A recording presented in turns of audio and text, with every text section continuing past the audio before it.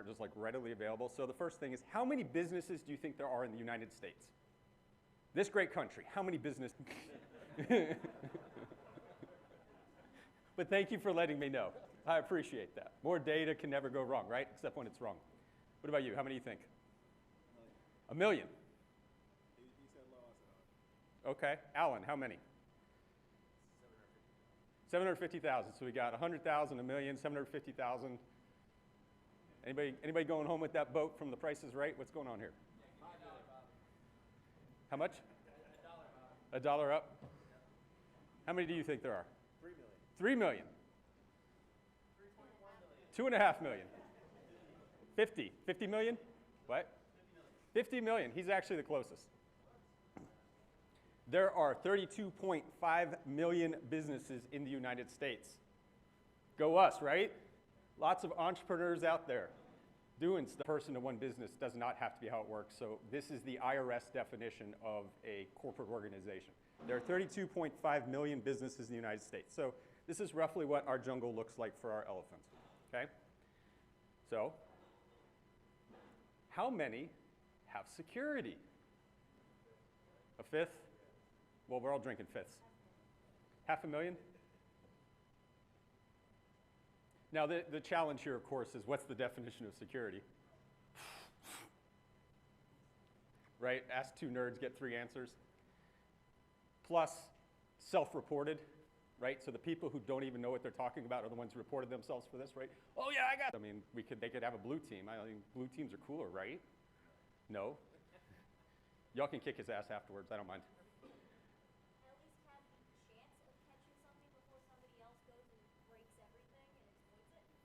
So how's the red team do that for me? By poking and testing things until something breaks. Right, by getting there first. Exactly. Right? Let that sink in. Now, do we know all the threats? Nope. Nope. But the red team is there emulating that threat so that we've at least seen what might happen. Because it turns out, right, assumptions need to be tested. How many times have we thought something did something and it didn't? How many times have we thought something that a vendor told us have enough money to be able to invest in such a critical concept? If you're a 5-person restaurant down the road, right, you're lucky to have IT. The only reason this matters, I'm not saying like what companies can actually invest and do something with, is something we need to understand. Side note, actually, since creating this one, it's a lot of this really cutting-edge stuff. And you're like, wow, that's really cool. That's so awesome. You feel all motivated. And then what happens? You go back to the office, and do you get to do any of that? Nope. Back to Excel spreadsheets and simple stuff. I was talking to folks. I was kind of like, what percentage of people here are actually offensive security at like an offensive security conference? And it's a minority. Most people aren't in that space, right? There aren't even that many opportunities to begin with. Most folks are in general IT, right? A minority. Like I said, you could absolutely gang up and kick his ass afterward for talking shit about the blue team. You have the numbers. This is your conference. So Dmitry Operovich made a comment a number of years ago. He said there's two kinds of companies, those that have been hacked and not hacked. Point being, everybody, or they don't know they've been hacked, sorry. I have this a little bit of a different perspective. There are two kinds of companies. Your leadership cares about security. Your leadership doesn't care about security. No amount of heroic efforts on your part, technical amazingness, tools, whatever you think you're going to be beating your head against the wall that does not move. You are going to be pushing on that elephant, and all it's going to be doing is shit. Not even there yet. Compliance is the existential requirement for a business. You'll know, is compliance security? No. A little better. Is compliance security? No. It is not. And that's where we get stuck. But that starts with an education problem. And then how an executive doesn't produce it, takes it, spends it. You spend money. That's what security is from the business perspective. You just spend money. Are you the only thing they have? Boss tells subordinates what to do. There's actually two other kinds of management, though. You manage them too. You decide when to engage them. You decide what data to give them. You're presenting information for them to make, you're a cool boss, love you, man, right? There is also managing sideways. Turns out your organization is probably not one boss and just you. There are other people that person manages. There are other people that are even mic out afterward with numbers. You can do the same thing with this elephant. You've got numbers on your side. Manage sideways. Think about your peers. Think about who else is there that can be a part of this conversation. And then we're going to touch more on this. Has anybody ever heard of a security champion program? This is going to be also a way to establish an even broader perspective of managing sideways and how we can get other people in other cost centers to be on our side.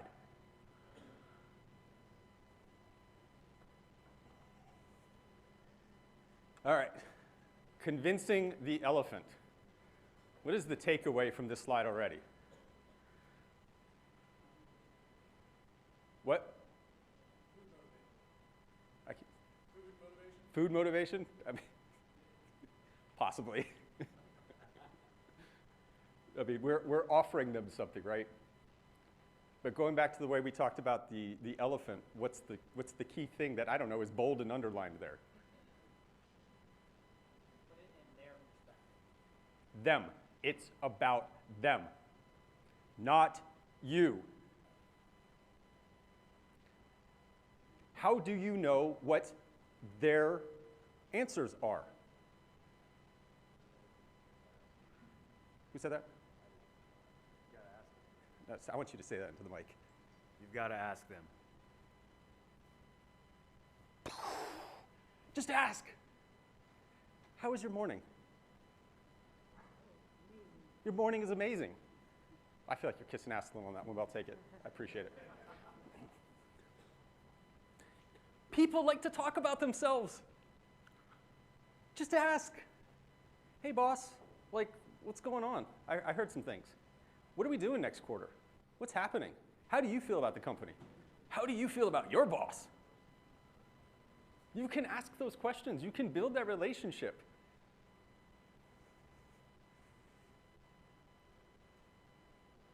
All right. So what does your village do? For those of you who work in security, is that what you learned? No, that's fine. I'm teasing. So, are we allowed to, can we say which company you work for? Sure. Okay. Abbott Laboratories. Who's heard of them? Right? Lots of science, research, manufacturing, right, going on. And that's what you're assuring, right? Doesn't it help to actually go and see what's happening over there? Isn't that crazy? Like, go and understand what your business actually does. What's the best way to do that? Go meet people and ask them. I mean, if I worked in a really cool science and research place, I would love to go see that and talk to them. 10K SEC filings.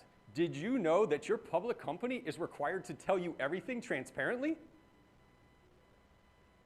Who's ever read one? Kind of, Mick? What did you learn? You learn a lot about the general operations of the organization, direction, planning. Rapid7, publicly listed cybersecurity company. There aren't a lot of those. They tell you everything. And you know one of the things you're going to see on there? They're going to list the risks that they see to their company. Guess what might or might not be on that list? What? Well, yes, but cybersecurity, right? Ransomware fits within cybersecurity. They're not going to call, so that's actually a great example. So he said ransomware. The business does not look, that is a technical detail. That sounds strange, right? Like, it's like, well, I mean, you know, but no. So their view would be cybersecurity, which is the assurance.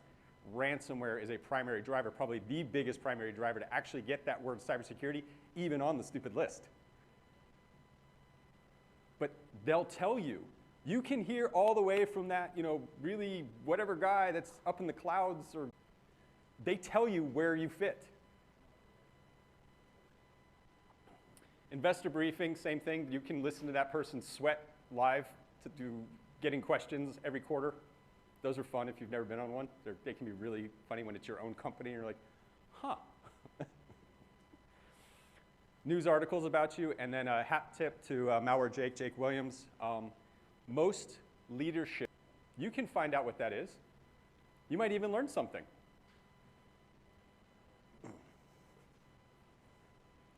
All right, so get the right equipment. We're going to start probably having to go a little faster here. So Sunil Yu, one of the smartest people I've ever met in cybersecurity, at RSA a number of years ago, came out with this matrix. It's called the Cyber Defense Matrix. He's actually publishing a book, but there's the link to get more. In short, what he did is he listed out all of the categories of things we care about, and then the phases from defense, starting with identification. Why is identification number one? Oh, come on, that's a softball. Oh, what you got? We've known since the 80s, ITIL, configuration management is 80% of information security. And yet, why does nobody do it well? It's tough, it's hard. It's boring as shit. I didn't go into security to be a fucking librarian. It's so important. 80% of this depends on, if I don't know I got it, it's kind of hard to defend it. Because chances are the adversary, the APT, is going to find it before I do. So step one is identification. Step two, protection, right? What's my ability to defend my assets, to prevent unauthorized access? This is where we'll cover it on the next slide. But then detect, I need to see it, respond, remediate. Those last three are what are in our ability to control and is what minimizes the time and impact of a breach. So, elephants are scared of fire. So I'm a former Army officer. Some of you might be surprised to hear that now. I keep the world simple. The world from an attack phase is only 3 phases. Fuck that Lockheed shit. MITRE attack is too much phases. Reconnaissance, initial access, post-access. I case the joint, I break in the joint, I steal shit.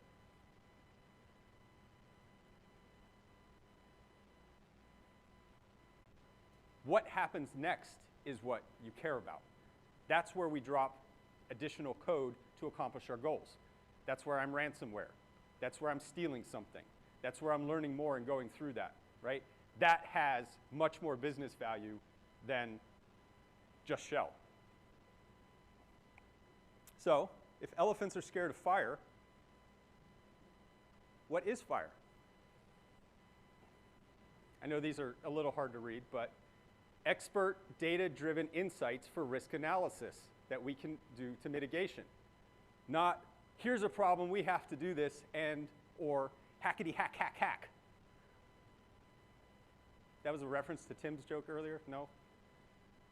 Not enough coffee, not enough, you don't have the memory of elephants, clearly, because that was a play on from just an hour ago, right? It's not, right? It's not technically driven. It's not doing it because you think it's cool. It's tying it to something that gives them a business insight. You can't do cool hacking shit unless you make it make sense to the business. And it's definitely not whining. They don't like that, okay? So I don't know how to make fire, right? As we've already covered, most of you don't work in offensive security. So it's like, great, Bryce, and another expert speaker up there saying, do this thing, good luck, right? Just threat model, good luck, right? How many of you have seen those? Write better reports. This is easy. So here's where I am going to give credit to MITRE. They have this page, attack.mitre.org/groups. You can go to that page, and it lists every known entity and exactly what industries they have targeted. All you have to do is type in your industry, keyword text, off that web page. and it'll automatically pull up every single group that has attacked your space. Boom, done. Even better than that, if you click on the hyperlink to that, it gives you all the detail of how they did it, why they did it, and all of that. They show you. Okay? Working with other zookeepers. Who's heard of purple teaming? That is unusual to get that many, but based on how much drinking we were doing last night, I got a feeling there was a lot of purple team collaboration happening. A purple team is a collaborative, milestone-driven process. We do it together, we set specific objectives, and we improve as we go. Working with other zookeepers, right? So we decided how to make fire. We've decided how to make fire that's going to match to our business with context. Now let's figure out, based on just stealing what we got off that web page, let's put it into action, and let's do it together. So who can we get around the table and talk? So the plan, do the plan, reap the benefits. That's it. Y'all already know that, though, because almost all of you are already doing it. Why haven't we been doing it earlier? Why were we doing it so hard before? I mean, now that we've all done the purple team, it's like, well, damn, like this could have saved us a lot of time. I have not had a purple team yet where the value of how people felt coming out of it, right? Like they loved just being a part of the process. They loved getting to see, oh, I didn't know that's how that worked over there, right? Even the mysterious red team is just like, I didn't know that's how we did that. That's cool. Everybody feels good about it. We both had the same problem. A lot of open source command and control frameworks, i.e. the ability to create fire, turns out aren't the best documented, don't just work out of the box. And so we're like, huh, there must be some way to make this easier. So we created a community-driven matrix. So there are over 80 tools, commercial and free, available there, including a wizard. So when you decide what fire you want to make, you can go in there and just input like what kinds of things you want to do, and it'll automatically tell you what tools can do that. In addition, courtesy of George, who is what, like a senior SANS instructor extraordinaire, galactic admiral? Something like that. SANS instructor, all right, shorter than I thought. Created this distribution called SANS Slingshot. It's a Linux distro that already has a bunch of these built in, so you don't have to worry about the installation and everything. It's free, it's there, you can download it, and now you have the ability to start playing and doing fire on your own. Decision matrix there with the C2 matrix, the c2matrix.com. Free, all there for the community. Easy ways to make fire for free. Why is free important here? Because we're trying to demonstrate how to get value and more money from management, which means starting for free is the best. So emulating ransomware. This is always a tricky one. And as you noted, ransomware is kind of a thing. Sort of something that actually finally got the business's attention. Why did it get the business's attention finally? It shut it down, right? It actually affected the business. The Chinese stealing all of our IP? I mean, it would be a new job until it becomes a paperweight overnight. This record slam on the table. But how do we safely emulate it in the environment? Well, the key, of course, is not to actually affect the data itself, because that's the same thing as ransomware, and your business is going to be pissed. So we can create two kinds of data. Again, free resources. You can generate a script that just generates arbitrary data. That's a certain portion with ransomware is a thing. Everybody's heard of that, right? Not only do they lock your stuff, they... All right, so in terms of, I always like the starting simple. This is the same as like what Tim was talking about, right? So I don't, all right, Bryson, you've said all these things, you show me these tools. What's a really easy way to get started? I have to look like you, which means if you have shitty encrypted comms, attackers do it. Anonymous person. Say it again. I'll find you the second time. I'm like a velociraptor. Who said it? They got a recon. Turns out attackers are not omniscient. I don't automatically know where I am just because I got a shell. I know I'm at Abbott Labs. No, not Abbott Labs because their security is amazing, but somebody else. I need to understand where I'm at. I need to understand where I'm going at. I need to figure out where I want to go. How often does a regular user, one, even find the command line? let alone find the command line and run who am I? Never. A basic command that is built into the operating system that makes no sense out of context, only an attacker would do that almost every time, right? So that's an easy way to create fire. Hell, you didn't even need to download something for that, right? Just go to the command line, type that, and see what opens up and how to detect it.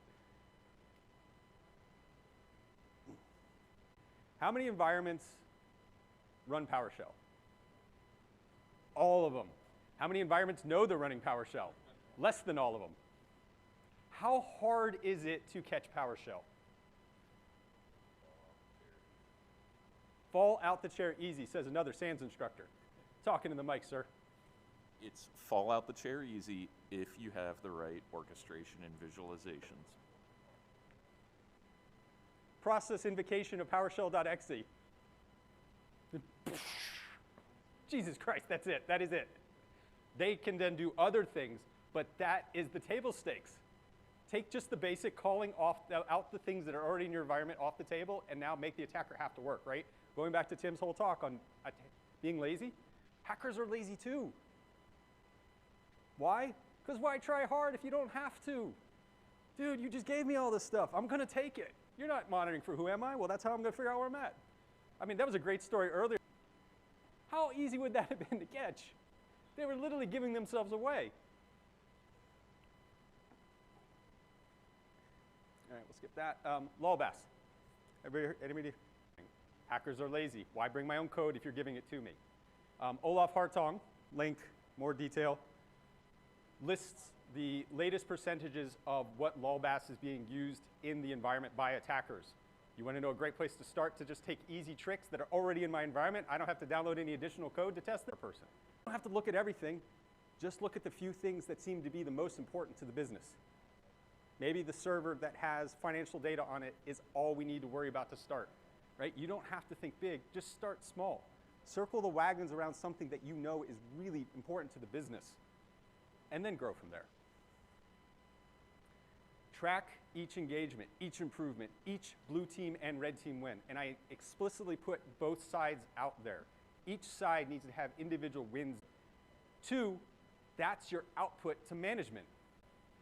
Leadership, vision. It's like it all goes together. All right, so how to go on an expedition together. So other ways to do this, right? We can do tabletops. We can do lunch and learns. Something that I came up with is a choose your own adventure. So I created an incident response choose your own adventure where it's a good way to educate and have a fun way of having folks who don't understand anything about tech get to actually walk through and be a part of the decision and the discussion of what happens during a breach in that response. And then purple team.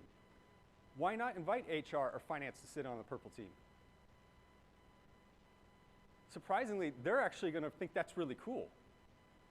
They got to go spend the day with the hackers doing that kind of stuff. Invite them. Invite your security champions as a reward to be a part of your team with those things, right? HR can live for another 4 hours without them. It's not like you would do the real work. Invite them to be a part of that. All right, so in conclusion, security is our fight against the jungle. This is how we throw the elephant, and most found in 2007, where I worked for a particularly gnarly elephant, and I was frustrated, and I found this business book called Throwing the Elephant, and I read it, and I was like, that's why this asshole's this way. And I followed it, and then I quit 6 months later. So additional resources to go in detail. George and his team are constantly providing a whole bunch of threat intelligence broken down into plans if you want more detail. We talked about the C2 matrix. PlexTrack is a pay-for tool. They're just friends. I don't get anything for this. But I just think don't have red teams. That's the goal. Any other questions? I promise I won't tease you. Yes, ma'am. Why is compliance not security? Why is compliance not security?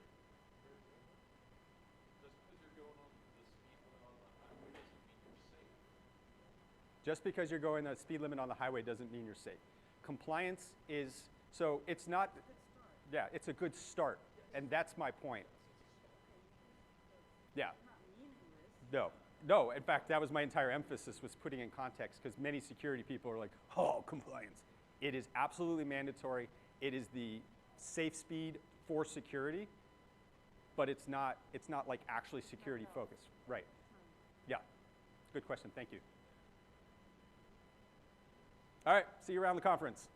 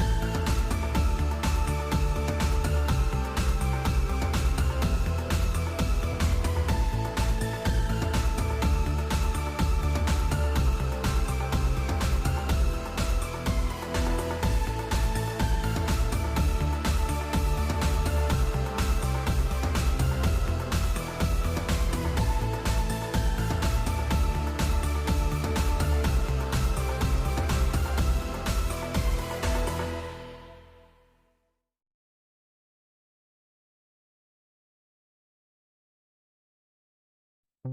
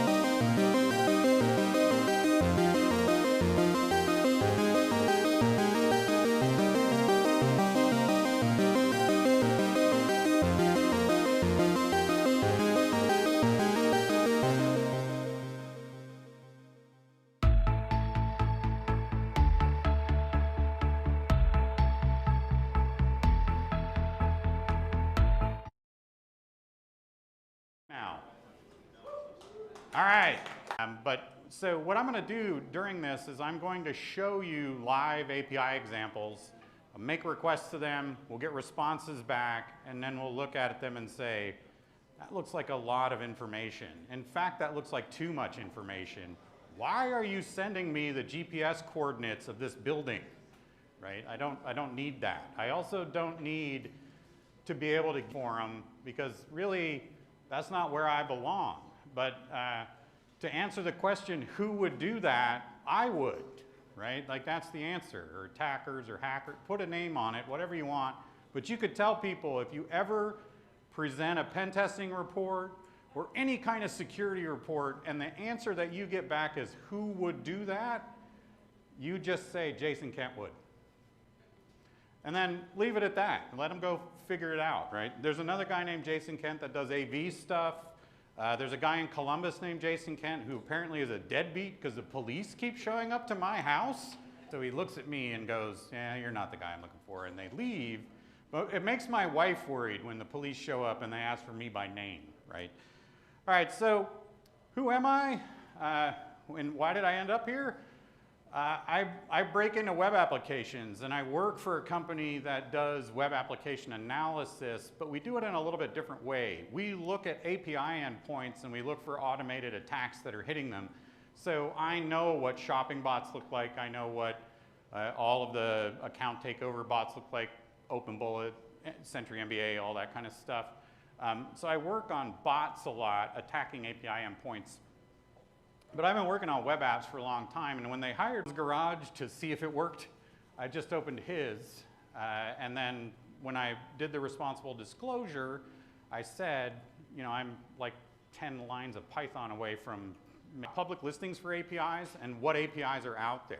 Why am I telling you this? So you can see if you're on these lists, right? Or maybe you have an adversarial approach toward things and you'd like to know if you, whatever. Don't break the law, that's my thing. I'm gonna talk about some, and those problems still persist. It's like SQL injection, right? I threw my first angry tick mark at a website in 1998. SQL injection still exists today, and I'll actually show you an example later. So these mistakes still are out there. Who's out there attacking you? Well, it could be Jason Kent, right? But it could be anybody, really. And I'll talk about a few examples that are out there. If you want to figure out, are there APIs on a top-level domain that you're interested in? let's say you're interested in, I heard somebody say they work for Nationwide. You want to see, does Nationwide have any APIs because you guys have a mobile app or whatever that is, right? Well, there's a couple of different ways you can do this. You can do pure DNS searches just for the top level domain and see, do I see API dot, dev dot, stage dot, all that kind of stuff pop out of there? Maybe. You could go see, am I publishing my API specs, right? If we back up a little bit and talk about web applications, how do you know there's another page that you can click on to go in a web application? Well, there's usually a button, right? That button is called an href communication. It's supposed to be. So mobile applications oftentimes have all the API endpoints buried inside of them. So you can either do reverse proxy, right, and start looking at that kind of stuff, or you can just simply run a tool like Kite Runner, which will go find your API endpoints by looking for your published specs. It's a weird way of going about it, but there it is. If I find your spec, I find the lists of hrefs that exist for APIs. Security specs list all the endpoints, what's supposed to be in them, what kind of methods they work on, all that kind of stuff. Kite Runner goes and finds them for you. Other people that are out there are going to say, well, I constantly get hit with these weird requests that are trying to go to like WP-admin. What is that? Anybody know what WP-admin is? It's the WordPress admin page. Does anybody know what XML-RPC.php is? It's the WordPress default remote procedure call set. And if you send a post request to this endpoint and ask for system.list methods, you will get all of the available methods that that WordPress install has. And what a lot of people don't realize, and what I realize because I work in the bot game, WordPress sites can become proxy sites in their default installation. You've got to turn pingback.ping off, right? So bug bounty searches, people are always looking for you. You've got web applications, you've got mobile applications. You may be on some API listing, so apis.guru is a good site to go to that has a bunch of different sites that have APIs on it. But if you have a Gmail account, you can get on BigQuery and go query GitHub. You can look for anything across all the repositories that are out there. Anybody here hear about breaches that come from I read the GitHub repository? Right? That happens. And the reason it happens is I can use Google's BigQuery to go query the GitHub repos for any query string that I'm interested in. So if I put swagger.json in there, I'm going to find every Swagger file, right? It's a pretty neat way to do it. If you want more information about how to use BigQuery and stuff, go Google Kite Runner and watch Asset Notes video on it. It's amazing stuff. They also have a nice write-up. We have one for the API. It's new. It's in its first round. If anybody's dealt with OWASP at all, you know it goes about every 3, maybe 4 years it gets updated, and we look at the industry. APIs are a little new, so we see mistakes inside of APIs, but we see a lot of attacks that are going after those mistakes. Why? About 20 years. So if I look at the state of API security today, it looks and feels like it did in 2009. We're about 12 years lagging. Does anybody remember what happened in 2013? Target, that's one of them. Equifax, it's another, right? These all get thrown out by the FUD distributors all the time. I like to refer to 2013 as the year my grandmother learned that there was a thing called application security, right? Because there were so many attacks against those platforms. We're looking at about 4 years from now, APIs attacks becoming worse and worse, and they're already pretty bad. So what I see a lot of is authentication and authorization errors. You're either not making me log into that endpoint, or you're not making me be something else while I'm on that endpoint. If you do anything with web applications, you know error messages are the gold. You say that username already exists. That's the incorrect password for that user account, right? These are very automatable error messages. I can put a lot of automation and offense against them. And the last piece is people are always looking for default endpoints that you left on. And it's something that not everybody looks at. but I'm going to show you some things that have caused attacks around that. When you're looking at attacks, I deal with a lot of account takeover attacks, and I deal with seat spinning attacks. Has anybody ever heard of a seat spinning attack? You have now. Isn't that awesome? You learned something today. A seat spinning attack is when you go to Facebook and you see that ad that says fly to Europe for 200 bucks. There's some attacker on the other side of that that's probably hijacked either someone's United account or they've thrown a credit card in that they've stolen to buy seats. So they've started the transaction. They're holding a seat on an airline. And then you say, yeah, I want that $200 seat. And they take your credit card number. You're next, right? They take the 200 bucks that they say they're going to charge you. They send you some bogus email about the seats, right? So the seat is then hung up. And they do this with inventory as well, things like sneakers, right? Any sneaker guys out there? Anybody interested? No. Really? No one's into sneakers? 15-year-old kids are making 200. We also see things like account takeover for financial benefit. Anybody like free pizza? Right? Go look at cracking.org for Open Bullet. You'll find Domino's pizza configs in there. You'll find Little Caesars pizza configs in there. You know, there's various ways you can do this. Take over accounts, take over somebody's credit card, take over their gift card points, their rewards points. Free pizza is easy to have if you're looking at the API layer. And in fact, McDonald's also has a lot of that. When I talked about sneakers, I talked about hot stock items. And the reason why, people always ask me this, so I throw it in here in the middle as an aside. Why is it that I can't buy a PS5 or I can't buy the sneakers? Like, why is it that things aren't working? Why can't these retailers figure this out? Well, the way they're figuring it out is they do things like waiting rooms. Like log into the website and stare at nothing for an hour. It's not the 70s. We're not out of gas, right? We don't need to stand in lines for things. API channels versus web channels. Think about that for a second. The API channel is meant for computer-to-computer communication. They're going to figure it out on the API way faster than they're going to figure it out on the web point because they're writing code to be a computer to talk to your computer. So what a lot of organizations do is they'll say website-only transactions, no mobile app, right? It's kind of a weird way to do it, but they're trying to make it work. Well, do you know who knows how to escape a web catch room faster? A bot. Bots World, Tom's Guide wrote a really cool thing about how to be a bot. I wrote a blog post about this a while ago. If you create enough accounts on Target's website, the next time a PS5 is available, you'll have hundreds of accounts on Target's website, and every one of them has a chance to add a PS5, right? That's all Tom did. I'll give you some hints, though. You'll need a lot of Gmail addresses for this, and in order to generate a lot of Gmail addresses, you got to have a lot of IP addresses. So what I suggest is sitting in front of your local police station and using their Wi-Fi, admin. So I'm on community.fitbit.com, and I see Lithium Admin as the administrator account. What is my next step? Figure out what lithium is, right?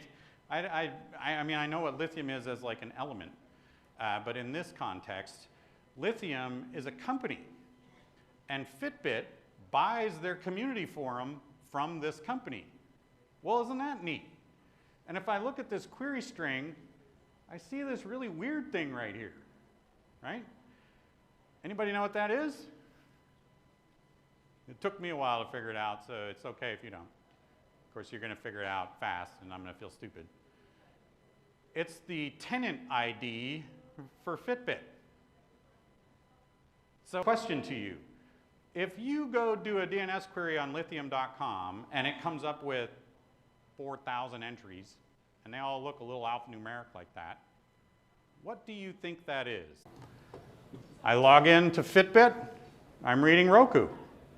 I'm reading Chase Bank. I'm reading Nationwide's insurance. I'm reading anything I want without authenticating. Every single one of these companies have a thing that says I must accept their terms and conditions. A lot of them have policies like you got to be over the age 13. Some of them have policies like you're not allowed to read this if you're not logged in. I violate all those. Lithium admin, Guess what else I can do? I can change this query string basically any way I want. I read about insurance companies decline.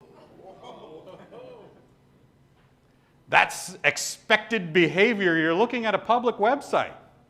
Public. None of those terms and conditions and stuff matter. Cool thing is, I've been in the industry long enough, I reached out to my friends at Fitbit that work there and said, I can do this thing. And they went, you shouldn't be able to do that thing. And in fact, we don't believe that you should be able to do that thing as a customer of this platform, and they're working it out with them. But I put in like a bug bounty case for these guys say it's not a problem. Is it going to get fixed? If there's pain, right? So if somebody goes out and does something that they shouldn't be able to do and cause problems. Profile ID set to 1 is the admin's ID. I see a lot of this kind of stuff. This email's in here. What's wrong with this error message? Confirmation of an email, whether it exists or not, right? What should it say? If the email does truly already exist, what should it say? It's got to say something, right? And it needs to trigger on any problem on this kind of thing. Somebody's going to exploit it. I talked about WP-JSON on WordPress sites. That's like a published spec. I can find all of the routes on a WordPress site quite quickly. And when I worked with an organization called Chow Now, I said, I think you guys are dumping way too much information. Bar all of a sudden had the ability to order and carry out, when in fact they never had that ability before. My local bar was like that. So in the pandemic, they went and got a Chow Now account. And when I looked at it, I could see what level they paid for, what their GPS coordinates were, responses. Why is it there? Internal use, default, convenience, right? Future-proofing. I can do all kinds of future-proofing. Well, we don't know what data we need. Push it all out there, right? And then some guy named Jason Kent comes and reads it all and then tells everybody about it. It's weird. And the last piece here I'm going to talk about before I start really digging into things is there's a lot of API endpoints that get default installed when you build up the API. They call me and they're like, I don't know how this is happening, but we've had a whole bunch of customer complaints come into us because accounts are getting taken over. What's happening? And so I start digging into their data and I realize that the one with the slash on the back accepts a JSON input for a login, and they just sat there and tested it and no one was looking at it because they didn't know that that endpoint existed. This is why Swagger files are important. Right? This is why spec files are super important. What endpoints are here? But don't publish them publicly. Put in version v15 with the new cool SAML login flow. You probably left v1 on with email and username and password, and it may be open to some kind of attack. We see this a lot with our customers, right? This comes down to inventory. We were talking about compliance versus security in the last talk, right?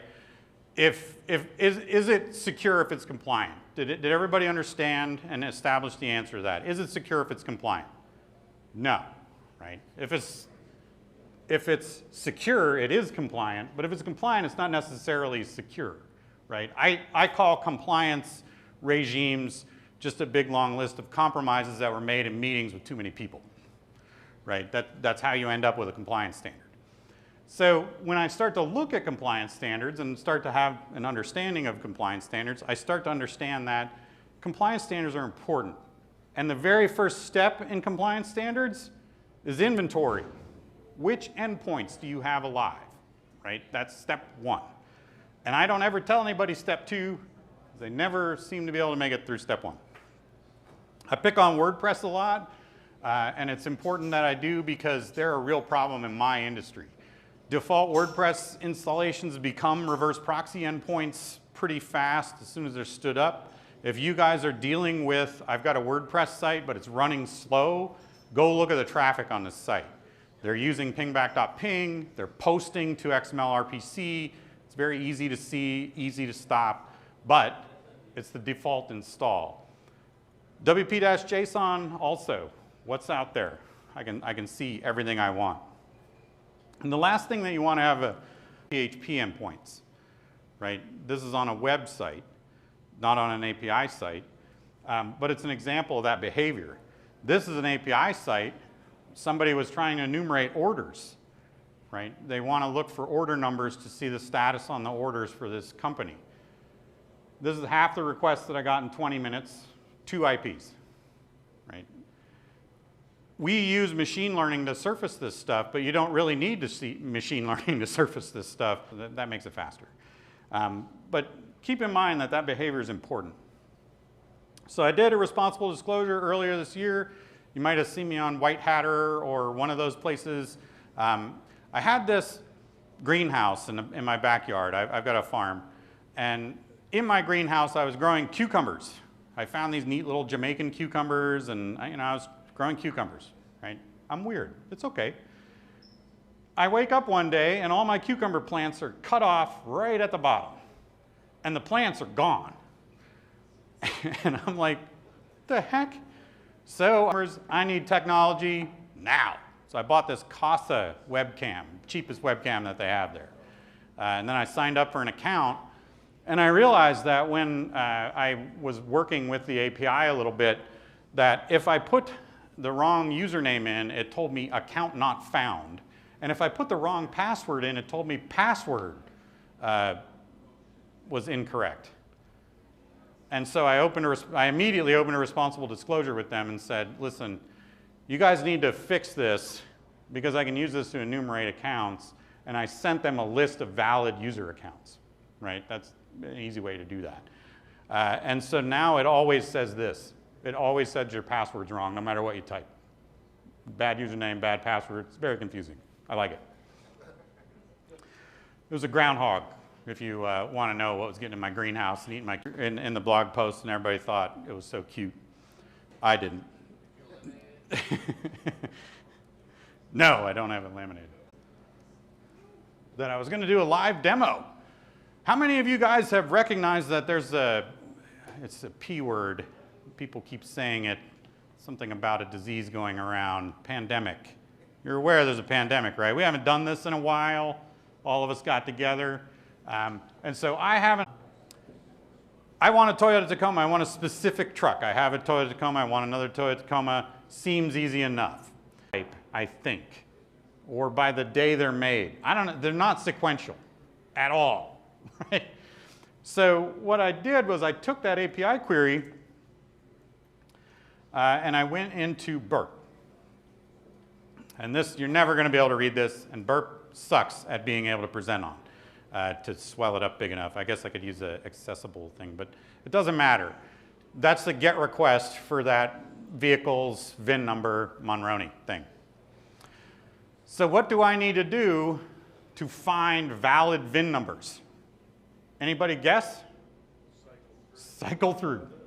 Right? Just guess them one at a time. But you know what's good at that? Computers. Right? So I tell Burp that this section of the VIN is the section I care about, right? You have these things called tokens on the end. And then what I did was I went into the request and I said, I'm interested in this thing, right? This is the thing I'm interested in.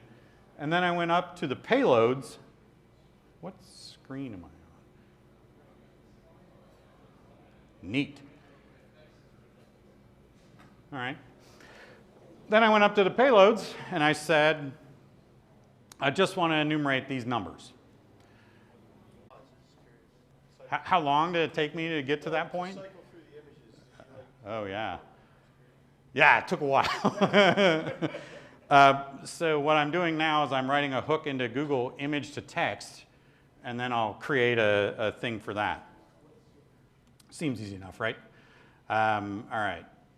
I'm really going to need my cursor here in a second. And I don't know, that could be it. But now I get cool text messages. And 1776 Project Pack sent me a text message asking for money. And anytime I get a website, what do? I play with the website. And so the first thing I thought was, well, is this a WordPress site? So inside of their contact form area, you can do get, post, put, patch, and delete methods. So once I realize what the contact form IDs are, I just delete them. So if you really want to go undermine someone's political action campaign, you can go delete all the contacts from that campaign. It's a neat thing. It's going to tell you if you're bleeding things out to the world. I showed you in the lithium example that I can walk around on this multi-tenant platform and look at anything that I want. Did I try to post anything? I got in trouble a couple of years ago. Commerce is our new freeway system. You think about what the freeway system did to the United States, more and more things that are easily Googleable. If you do not have a lot of Google foo, I recommend you get it, right? In URL, API-docs. That's a very simple Google search, and you'll find out if you have your Swagger files open, your OpenAPI files open on your website. If you put site : in your website, then it locks it down to just that site. So having a good understanding of how to Google yourself is a really great technique. If you've ever taken a class on ethical hacking, Google is definitely one of the first things that they teach you inside of that. The last thing, web properties are being attacked by automation that's looking for your Swagger files. Because we've written tools that look for Swagger files and look for mistakes, right? Publishing your Swagger files open to the public seems like a good idea until you remember Jason Kent is a member of the public, right? I'm going to go read your Swagger files, find that endpoint that doesn't have authentication on it, and I'm going to do whatever I can to get after it. I recommend people teach themselves. Go Google for your documentation that's out there. Test your website for errors. Look at the responses that are coming back off of you. Run your mobile apps through a proxy. When you set burp up, you can tell it, listen on all interfaces on port 85 million, whatever. Then you go into your phone and set that port as your proxy port. And now you got burp on your laptop listening to your phone. It's a nice, easy way to run your mobile apps through. Now, if you have pinned certs, it's not going to work. And if you have pinned certs, you should go find your development teams, probably your DevOps folks, and shake their hands, right? You did a thing right. Thanks. Look at your logs. Do you have processes for this? A few years ago, I did a talk on security tools without spending more money. If you already have Splunk, you can look in your logs pretty easily, right? Splunk's a bit of that gift that keeps on giving in that the price keeps going up every year because you keep pumping more logs into it. And eventually you'll find Sumo or somebody else. It doesn't matter. Log analysis, chew through it, go find the things that are important to you. If you know WebGoat, if you know Juice Shop, if you know any of those vulnerable applications that are out there that can teach you how to find vulnerabilities in applications because they exist on them, Crappy is that layer for APIs. It's checking your car into a service dealership, and you can go look at everyone else's cars and delete their cars and all the things that you can do with API security. I recommend that you go out there and search for yourself. Short, shameless plug. My company is creating a tool that does API enumeration. It's not quite out yet, but it does allow for you to look at things. One of the things that it allows for you to look for are different types of endpoints. Give me my cursor back. That's the wrong screen.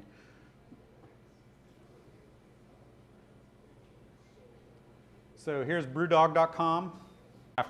Who's got questions? You got 5 minutes and it's lunch. So you said well, two actually. You said you got in a little bit of trouble.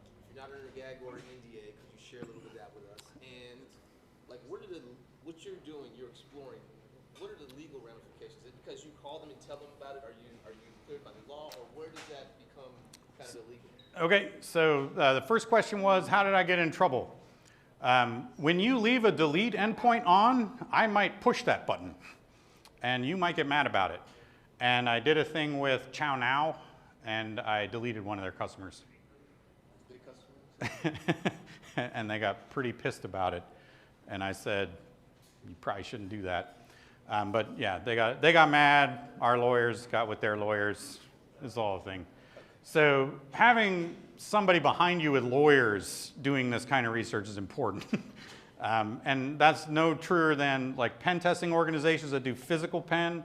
There were a couple of guys in Iowa last year that got arrested and put in jail for several days because they broke into the courthouse, which they've been hired to do. But the sheriff didn't know about it, and the sheriff got them and arrested them. All right, so what was the other question? Sorry. I think you touched on just where does the legal... Where's the legal limit? So I try not to break anything. I'll create an account and break stuff in my account. I'll have my boss create an account and break stuff in his account from my account. But I can. How many people here have a burp license? 3, 4.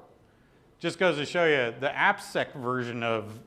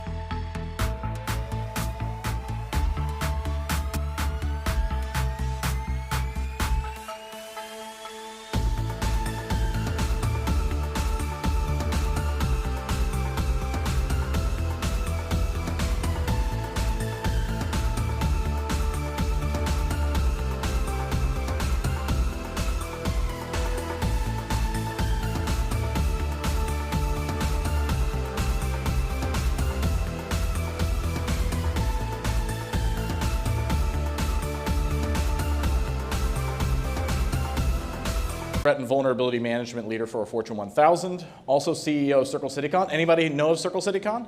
50 plus rules your MSP provide are useless. We're going to talk about threat modeling, give you an overview. Threat modeling is not something that you just use for SIM alerts, but it's also something that you can use whether you're engineering, architecting, developing, doesn't matter what you're doing. If you're trying to figure out what types of controls you're missing in your environment, you're a risk person, threat modeling is for you. If you're a firewall engineer, threat modeling is for you. Threat modeling can help everybody. So we're going to actually then talk about building a SIM alert from that threat model. And then we're going to talk about SIM alert development lifecycle, because we don't just develop things, put them down and forget them. We like to keep track of them and keep them up to date. Cool. So in setting up a SIM, hexagons. In setting up a SIM, we have multiple challenges. And probably the smallest challenge of all is figuring out what SIM you're going to buy, even though the vendor makes it sound like that's the biggest challenge of all. Which SIM are you going to buy? You ought to buy us, right? But that's actually probably the smallest challenge, although there are several things you need to consider. You need to consider what types of logs and data it can ingest. You need to consider compatibility with operating systems, whether you want to have a SIM in the cloud, whether you want to have a SIM on-prem, a hybrid solution perhaps. Second, for instance, for different log types, but they cost different in storage. So different licensing models may work better for what you're doing. So there's a bit of a headache there. Next big challenge now is storage. How much of it do we need? Now, this is one thing where a lot of the SIM vendors are fairly good at figuring out how much storage you're going to need based on the different logs and events you're going to probably want to collect over the next 3, maybe even 5 years. Double that. I mean, there's always going to be some new acquisition. There's always going to be some new batch of systems that have to come in, new controls that get put in place, and you're going to want the logs from those. So you want to also understand your roadmap. What are you going to do with this SIM? So storage. Storage is huge. Again, storage in the cloud costs different than storage on-prem. So, and that's why storage has that little $sign there. And then logs, logs, log. It's log, it's log. It's better than bad. It's good. Ren and Stimpy. Anybody? Anybody? Okay. Just 2. Okay. Well, 3, 4, 5. All right, all right, all right. There's not going to be too many song dance numbers here. But logs, there's so many logs. There's logs for everything. Almost everything on your network generates a log. Do you need it? Do you not need it? Do you need just some of those logs? Do you need all of those logs? How much does that generate in storage? How much in events per second? All of those things matter. And so that becomes even the bigger question. What logs do we tackle today? What logs do we tackle next quarter, next year, 3 years from now? How do we put that into our business plan? How does that affect our budget? We go from engineering all the way to management concerns on this. So when all is said and done, it takes more than with a SIM. And then somebody comes down and says, hey, for $500,000 on this SIM, maybe even over $1 million, and we've spent money on people to manage the SOC, so we need to activate all the alerts so it makes it look like we're getting a lot of value right now. Anybody heard that one before? Just go ahead and activate them all. Press activate all. Well, now we're going to talk about why your MSSP OOB alerts are garbage. They're garbage. Most of them are. We're going to talk about First, you're going to see alerts, firewalls. You have like Barracuda, make use.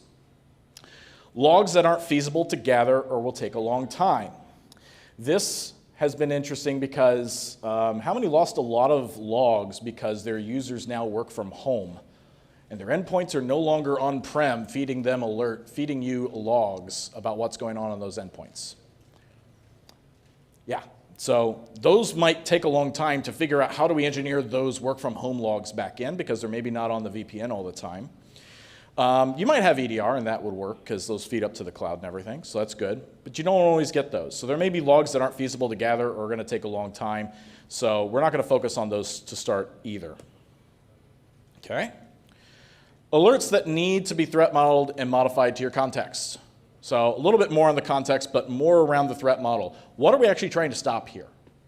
Like, what is the threat that's actually what we're actually trying to stop here? If you have ever come to an alert that if it does, that's a good alert to turn on because that means you have an unhandled event. Great, let's turn that on. IPS, hey, yeah, you remember me? You said, go ahead, if I'm at 100% CPU capacity, go ahead and let traffic through and just log what I saw. I did that, and a thing got through. Cool, that's a good alert to have on.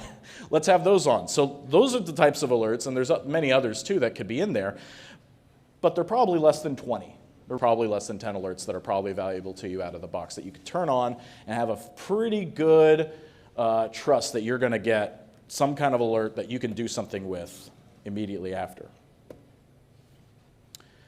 So examples of garbage alerts. We talked about too many failures. So now we actually have a situation where the threat is somebody stole credentials, but we have multi-factor. But now we're able to tell, aha, yes, somebody is actually stealing credentials possibly. So that's maybe VPN. We care a lot about VPN and if someone's failed logins to that. We might care about trade secret storage servers. We might care about those. So you might want to limit that so that way you're not just going across all the different types of login events that exist across all your systems. You want to focus more on systems that, again, have context to your environment. Impossible travel. Has anybody seen impossible travel in their SIM alerts? Yeah, okay. The crap. Nowadays with cloud, with being able to route inside your environment out to the nearest outlet to where your cloud service is, you can be in America and then have your cloud environment due to GDPR over in Sweden or Germany, and it goes out a European point of presence for your route from inside your environment out there. So now it looks like you just logged into to a cloud environment from Sweden and America. You can't do it. So impossible travel, your mileage may vary. This helps a lot though if you're just an American company with an American office, no one travels anywhere. Yeah, sure, that's going to be a great alert for you because nobody should be traveling over to Bulgaria immediately after logging in from America. There's ways to salvage this. VPN's the next great example I can give. Again, if someone's trying to log into your environment in America and then they do so in China immediately, that's probably a better indicator that someone has done some kind of impossible travel. IPS blocked inbound attack. I don't care. Outbound attack, I do care because that means we're stopping stuff and someone's probably compromised on the inside. Inbound attack, especially internet scanners, who gets alerted for internet scanning? I don't care. Work to our SIM and our SOC to operate on. These are fairly useless. Same thing with AV blocking malware. Good job, McAfee, you did your job. We paid you for that. Congratulations. So what? Well, what if AV blocks a thing and then 5 minutes it blocks the same thing, and in 5 minutes it blocks the same thing? Now we can salvage this alert because now we're adding a little bit extra context, we're adding a little bit extra onto the story of that alert. We're saying, let me know if we're seeing repeated infections. Now we see some kind of persistence mechanism you're not able to get rid of. Now I care, now I have something to do. Because the next thing is, let's look on that and see why it's repeatedly getting infected. All these and many more alerts result in burnout. You're having people sit, essentially accomplishing nothing. but just putting up metrics to the board or to executives that say, oh, look at all these things, look at all these events we're processing and everything. We're busy, busy, busy, busy, busy. But you're maybe not securing or helping anybody. So, threat modeling overview. So threat modeling is great because what we do is we take awareness of our process, our app, or our system, all three separately. Doesn't matter. You can take either of those. And we take the context of the control. I'm saying context a lot because it matters. But you take the context of the controls around those systems, apps, and processes, and then you start to intersect with those threats in the way they try to vector in. If anybody wants to hire me for marketing and making slides, you're welcome to contact me. I was proud of that a month ago, and now I'm not. So what's our goal? Our goal for this, at least, is to create an alert that will detect the threat event being modeled, and also knowledge of attacker behaviors. Those first three, those are three fingers. Those first three in your environment, that's a lot of work you got to do, especially if you're starting up from scratch. You may know very little about your environment, which is fine. There's still threats that you can model, knowing very little in your environment. The cool thing about threat modeling is starting as general as you can, and then getting down to very specific. Instead of worrying about APT 41, maybe you could worry about nation state general, or just a threat in general coming in through certain vectors. So let's build a threat model together. So let's say you have an asset. You have something that you want to protect. It could be an app. It could be a process. It could be a system. It could be a user. It could be data. It could be whatever you want. That's a threat model, but it's not complete yet because we need to put some little lines of intersection. Be very basic in general, not going into anything specific. Because now I want to talk about lines of visibility that we have every step of the way in this attack. This could be some appliance we have out there. Could be some Gartner Magic Quadrant leader that we've installed somewhere. It could be system logs. Remember that the bad guy needs to be right just once to get in. If you've got something like Proofpoint or Mimecast, you may see a patient zero situation where they were taking time to look at that attachment or that link, but they went ahead and sent the email while they were examining that email contents to say, oh yeah, that's bad, partially done. So now the malware is on the system and we start seeing the C2. Okay, maybe through the firewall, we're seeing the C2 back to the bad guy. Maybe we have Procmon or Sysmon, or maybe we have an EDR on the system that's able to see PowerShell being kicked off.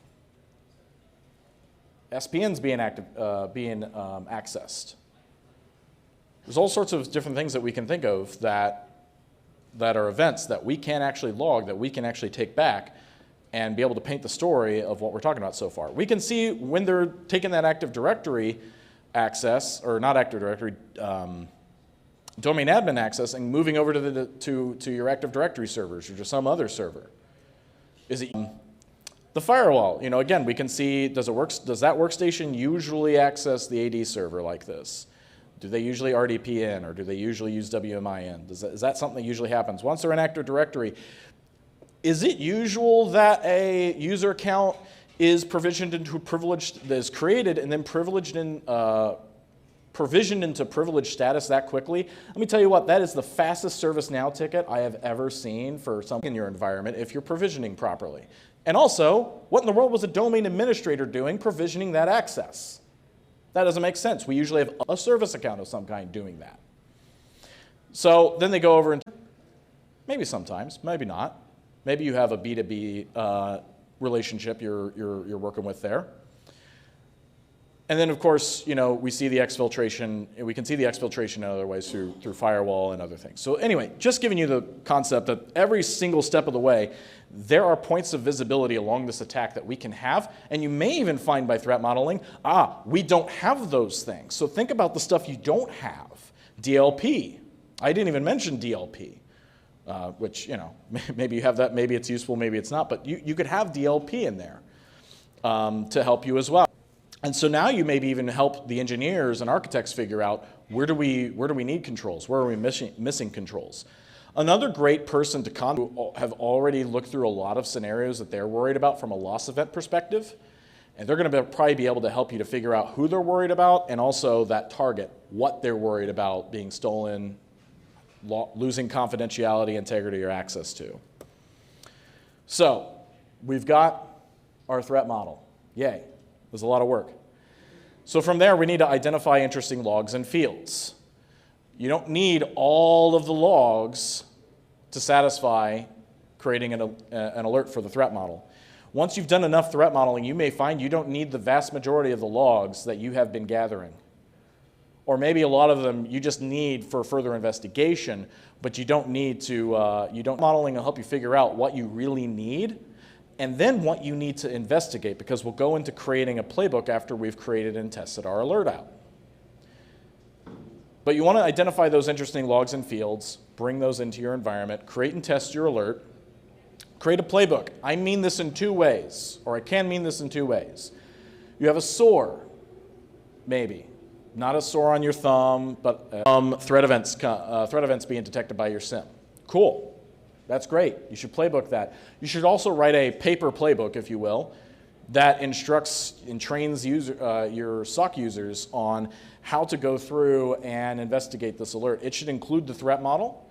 It should include the interesting logs and fields and why those were chosen to create this alert, and also of where to go next.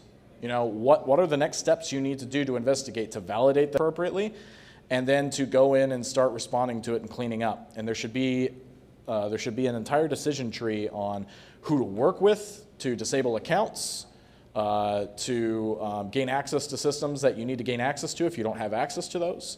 So you need to consider that all when you create your playbook. So then you want to activate your alert in production. False positives and hit counts. If you're not seeing a hit, is it because you're not seeing that threat? Maybe test it again and see if you can recreate the event. See if you put your red hat, put your red team hat on, and see if you can test that alert. See if you can create the conditions you're trying to create, you think should trigger this. But keep track and see if this is being as effective as you think it should. And then review this annually. Every year, go back through your alerts, because you shouldn't have 300 of them anymore. You should only have, well, as many as you need, really, as many as you need. And the great events together and say, hey, if we saw that proof point indicated that it caught malware after the fact, and that we are now seeing that user that got that email, we're now seeing that user have some unusual activity on it, maybe that's an alert. Okay, we just now took those two events, we've now created an alert there. We're trying to detect the beginning of an event, and that could actually apply to multiple threat models. It could be multiple different types of threat, not just financially motivated criminal, it could be ransomware even, right?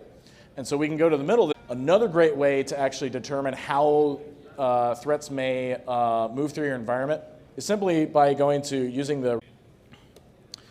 So if all this talk is done, has made you think, how can I get more value of my alerts? How can I turn off alerts that are creating a lot of false positives? How can I add context to some alerts that desperately need them to save them? Then I think my job here has been done fairly well. You should activity. That's honestly wasting the time and resources of your area, and honestly takes time away from where we really want to focus on, which is threat hunting. Because when you start threat hunting, I know if this threat is already in our environment, and you're essentially generating indicators of compromise that can be fed into an alert. And so there you can go and create more alerts for yourself, again, with high true positive rates. You're going to have threat models that build a contextual foundation. And again, these metrics and targets for those metrics, those can be more meaningful, and you can see if you're actually getting your job done the way you truly think it should be done. Thanks for listening. Thanks for paying attention for that long after lunch. And you can catch me on Twitter at 0DDJ0BB, YouTube, Glass. You can catch little videos of me muttering and ranting about something on information security. GitLab.com /D or DD, J0 or BB might have something interesting on it. And of course, oddjob J0 or BB might have something interesting on it. And of course, oddjob.com, a website I hardly ever maintain these days. And then again, someone's defacing my my slides here. Don't know what it is, but something's going on there. And then check out that book. I'm not going to mention it again because I plugged it so well at the beginning. Do we have any questions? Comments, jeers, japes? Okay. Oh, what? Slide back there. There you go. All of your events in your logs, you're just reducing the set of events that triggered off the events with value added. Right, so the question is you're still capturing all those events, you're just not triggering alerts to alert the SOC to an activity they need to investigate. Is that the question? Yeah. So yes, I would say you want to still track all those alerts, or rather events in from like the IPS, your AD servers, and Windows logs and things like that. However, you might go a step further, and you might find out that for your investigations through the playbook, you actually don't need any of some certain events. So to save storage, just cut out some useless, truly useless alerts that you just don't, or rather events that you don't need from your event sources. But yeah, starting off, it's basically just the alert only. The events underneath, yeah, you'll still have those. Cool. Awesome. Thank you everyone for kind attention.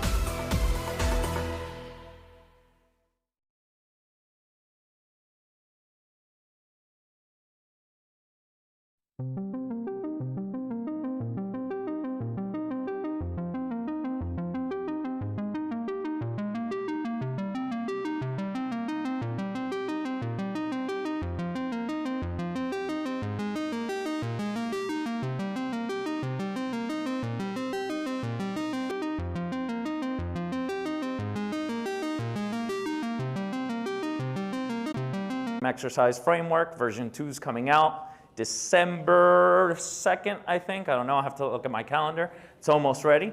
Essentially how to run purple team exercises. And then lots of other stuff and contributions. CVSS, anyone use that? Yeah, version 3 and version 3.1, yeah. So I worked 10 years at Citigroup, which was great, managing vulnerabilities when you have 1.2 million internal assets was a lot of fun. Prioritizing that required a algorithm and a repeatable way of doing it, things like that. Also teach SANS, shout out to my, anyway, what are we here? We are here to talk about command and control. This is a tactic, it's our adversary goals. Command and control is one of those goals. And in my opinion, my favorite. And everyone has their favorite, right? Some people love initial access or execution, building shell code and all that. I've done those, but see, right, one, that's tactic 11. So what is command and control and why is it important? Well, it is a communication method. If you can't communicate with a system you have compromised, then you have no control, which means you have to build what? A worm. Right? And we've seen what happened with those, right? Stuxnet is probably one you've heard of. NotPetya, WannaCry, right? You could go old school and talk about the Morris worm back in the 80s. No, too old school. Some people shaking their head, good. And you want control, especially when you're doing offensive operations. So that is why command and control is very important. Essentially, any attack you see nowadays, with the exception of those 3 that are very popular that you might have heard of, you essentially have this. So how does it work? Nowadays, command and control works. You get on a system, a Windows, Linux, Mac, a mobile device, whatever it is, and your device calls out to my command and control server. Right? Back in the day, what do we do? Bind shells, right? Before Windows XP Service Pack 2 introduced a firewall that only blocked traffic one way. So to this day, you got a brand new Windows 11 system, brand new Mac. Your machine is allowed to make calls out, right? Of course, you could put proxies in the way and this and that, but essentially if you allow internet access, you're going to allow those endpoints to make calls out. And I like playing with these. So there's actual screenshot one time I was running Empire. I don't know if you can, I didn't do much else after that. It was the most reliable and consistent one. It was free, created by Harmjoy and those folks. So that's what you use, especially I was trying to show this on Caldera and it was just failing over and over again. I'm like, yeah, I can't get Caldera to work either. And anyone get Caldera to work? Not a single hand. I mean, we love MITRE, but yeah, Caldera is not something you can get to work. So figured we should, figure out one that works and document it. Little by little, this started growing. PowerPoint and C2 Matrix was built. Our original goals around that was to find a consistent, reliable command and control framework. You get access to a system, you did all that initial access work that takes forever, right? Have you tried gaining initial access nowadays? And you don't want the shell coming back to be the issue after you find that way in. So something that's operationally secure for operations, multiple C2 channels, maybe HTTP is blocked or HTTPS is monitored, DNS, ICMP, I don't know, something out. And then the ability to do and go after enterprises. We know enterprises have proxies, right? Most enterprises have a proxy. So your payload needs to be proxy aware. It needs to look at the system proxy settings and go out, or hard code them if you can figure those out. Back then we did some domain fronting. Anyone used domain? Anyone heard domain fronting before? We'll talk a little bit more about that shortly. In a C2, yeah? See, some people feel very, very strongly around dark mode. So we put dark mode in there. A lot of them were CLI, so you get dark mode in any way you have your shell anyway. And then communication channels. So we started like that, and obviously this started growing and growing and growing. So there's a Google Sheet. That is the golden source today, is a Google Sheet. It's open. I'm going to show you how you can access it. And it has a ton of things. You scroll to the right. You know how to filter spreadsheets, right? Great. You can use this spreadsheet. And it tells you a whole bunch of things, whether it's commercial or open source. Most are going to be open source. Most are going to be free. Abilities that I mentioned, etc. So that's the C2 matrix. We have our website, the c2matrix.com. Right now, you can. It's up. And the big matrix button over here on the right, that one will take you to a Google Sheet.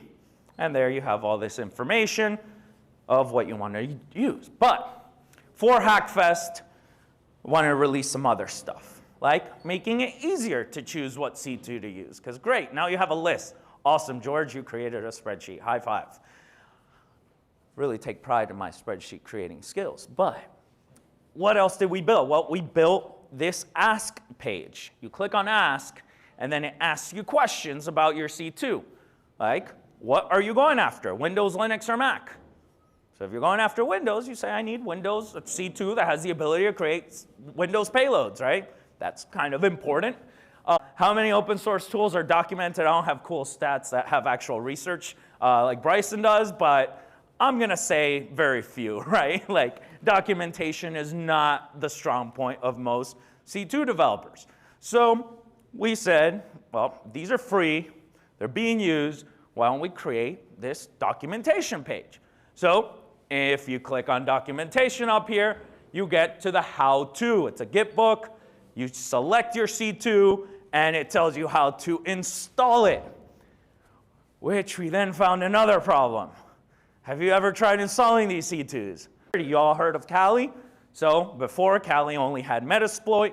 Now there's about 8 or 9 of them in the C2 matrix. You actually can see which ones you can just package install through Kali. But we went a step further and released our own virtual machine called the Sand Slingshot, because I do have a little like, that's not it. I have something more. And it might be related to that. So we have documentation now. We know how to install the C2. We know how to use it, how to set up the listener. The listener is the server that's going to listen for incoming calls. We go through how to build some basic payloads. That is what you will run in the interaction stuff, right? Most of that is what you will run in the interaction stuff, right? Most of the time you get a shell. Some of these C2 frameworks have the ability to do a lot more than just get a shell. So all that is available there, and that was the quick intro to C2 Matrix if you've never heard of it. So what has changed? Well, the first thing that did not change is the website, because I suck at that. Back in the day, basic HTML was easy. Remember GeoCities? No? MySpace? All right, tough. There we go. Thank you. Some old school web hosting, right? Remember when it was just HTML? Now it's like super complex websites. So that website has not changed. The golden source does remain the Google Sheet, because I can change that very quickly. And one of the things about that is that the amount of C2s in 2019 to 2020 being up with the website there. And then it has grown further. Today, November 2021, there are 88 C2s in the C2 matrix. Those are things we've looked at, that we know they're there, that we've tried. Some of them we've evaluated. Obviously, we couldn't evaluate them all. So at the end, there will be a call for contributions to this open project. But you can see here from our nice little chart, again, go Google Sheets. Very easy to input data and create charts. Back in the day, remember this, Mick? We used what? Like Metasploit was VC2, or we can go more old school, talk about some of poison ivy rats or back orifice, right? Remember those? But we didn't really use those in our operation to what it is now, which is essentially a lot of people building command and control tools. Now, not all of these, between having communication. For example, Mick and I was just talking. He has a tool called PowerCat. Tim and Dee mentioned Netcat. Everyone was paying attention to that part. Well, PowerCat does all of that, but in PowerShell, right? Awesome tool, but is it a C2? Technically, we can talk to each other. It's communication, but is it a framework? And that was where we were talking about. So we are documenting C2s. Some of these aren't going to be frameworks. They might just get you a shell. Does not mean maintaining a C2. Anyone have an open source project out? Any project, doesn't matter what. Yeah, how fun is it to maintain that, right? Right, you get requests like, this doesn't work. Your payload's caught by McAfee. It's like, dude, okay, like, that's your problem. Like, you figure out how to randomize the payload. Like, I gave you a framework, right? So a lot of these aren't being maintained, and that's something new that we added to the C2 matrix. Is it being maintained or not? Because you might want something maintained. Of course, you don't get much support. Some of them do. Some of them have support on Slack, on Discord. That's part of the C2 matrix as well. You need to go ask questions and whatnot. And then what hasn't changed? The OST debate. Anyone know what that is? Yeah? Anyone want to debate that right now?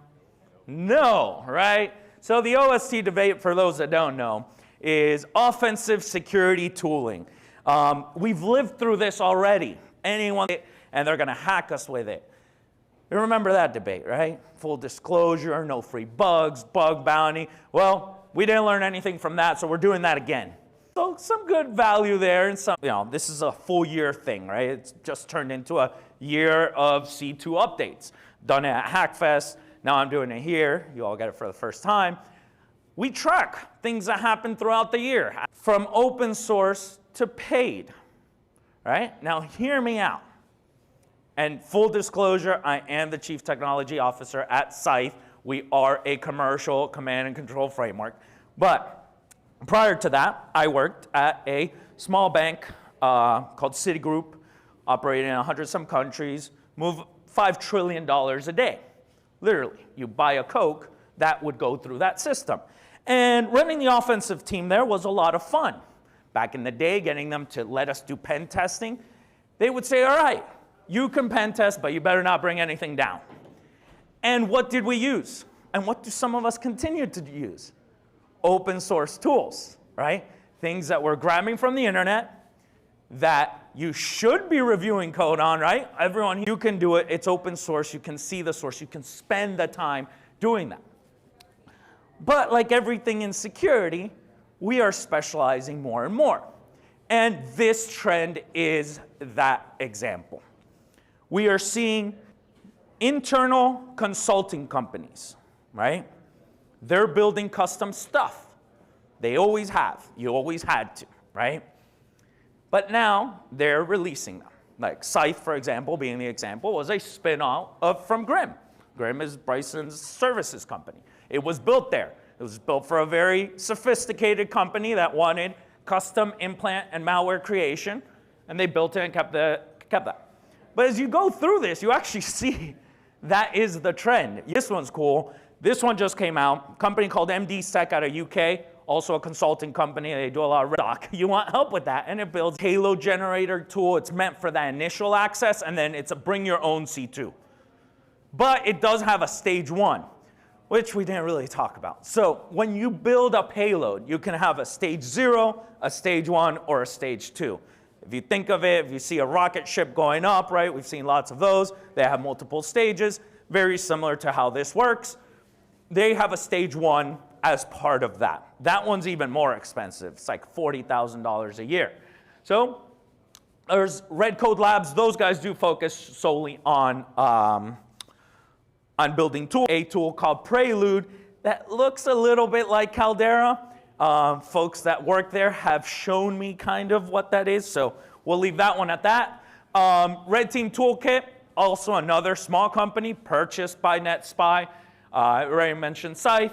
And Voodoo, also consulting company. So we're seeing a lot of consulting companies that are building this custom stuff being like, whoa, we can release this and sell this, and now become tech companies. So That's only about 12%. They also fight on Twitter. Someone made that at Elemental X2. The creator of Nighthawk and Brute Rattel went at it. It's kind of, I mean, I was just eating popcorn watching it, but it was funny. It was essentially a bunch of people saying that their C2 was better than the other when, there's a way to define that. But I do want to talk about specialization, right? We've seen this already happen in InfoSec, right? Those that have been around for a while, how many of you were the only InfoSec person in your entire company at one point in your life? There we go. How many still are? Right? So we specialize in InfoSec, right? Offense is where I went, did 10 years over at Citi. But some people do that in defense. Even in defense, right? The blue team, what does that even mean today, right? SOC analyst, SOC 1, SOC 2, SOC 3, SOC ops, making sure the logs get there. Detection engineering, right? Threat hunters, all these specializations. What do we see in offense? Vulnerability assessment, vulnerability scanning, vulnerability management, penetration testing, exploitation, exploit devs, vulnerability researchers, bug bounty, right? And then, of course, red teaming. Red teaming is a subset of this. I know everyone's calling red teaming everything because it sounds cool, but red teaming is a particular part of offense where you test people, process, and technology, not only doing exploits. You can do exploits, but if you focus only on finding vulnerabilities, then that's a vulnerability assessment, right? So even in red teaming, we've seen this grow. So back at Citi, I built one of the first red teams in large financials. Around 2014, and we started growing, and we saw this. With 12 people on the red team, at first, when we were 4, everyone did everything. Set up C2, develop new tradecraft, send the phishing email, get the shell, move laterally, and then as we grew, we realized we have to specialize. We had people focus solely on building attack infrastructure, which is hard. I'm going to talk about attack infrastructure in a minute. It's no longer setting up one C2 server and exposing it on the internet. That probably will not work. Then you have to send phishing emails. You have to set up phishing infrastructure, right? Like this is all a ton of work. And you have to develop tradecraft. And developers are not operators. I'm not a developer. I'm an operator. I'm a perfect example of one of these. So we saw that. And shout out to Tim Malcolm-Vetter. He wrote back 2019, he was red team for Walmart, right? Walmart? Yeah. Ran the red team at Walmart, Fortune 1, right? And he wrote back in 2019, the future of adversaries is software development. It's developing your own so that you won't get caught. So we saw that, and in the market, you're seeing that. There's a lot of training now for developing your own C2 and your own implants. There's one actually tomorrow, Eco Party. Anyone heard of Eco Party? Any Latinos? Biggest hacking conference in Latin America. I spoke at it actually Wednesday. It's in Buenos Aires, and it's like DEF CON of Latin America. Freaking awesome.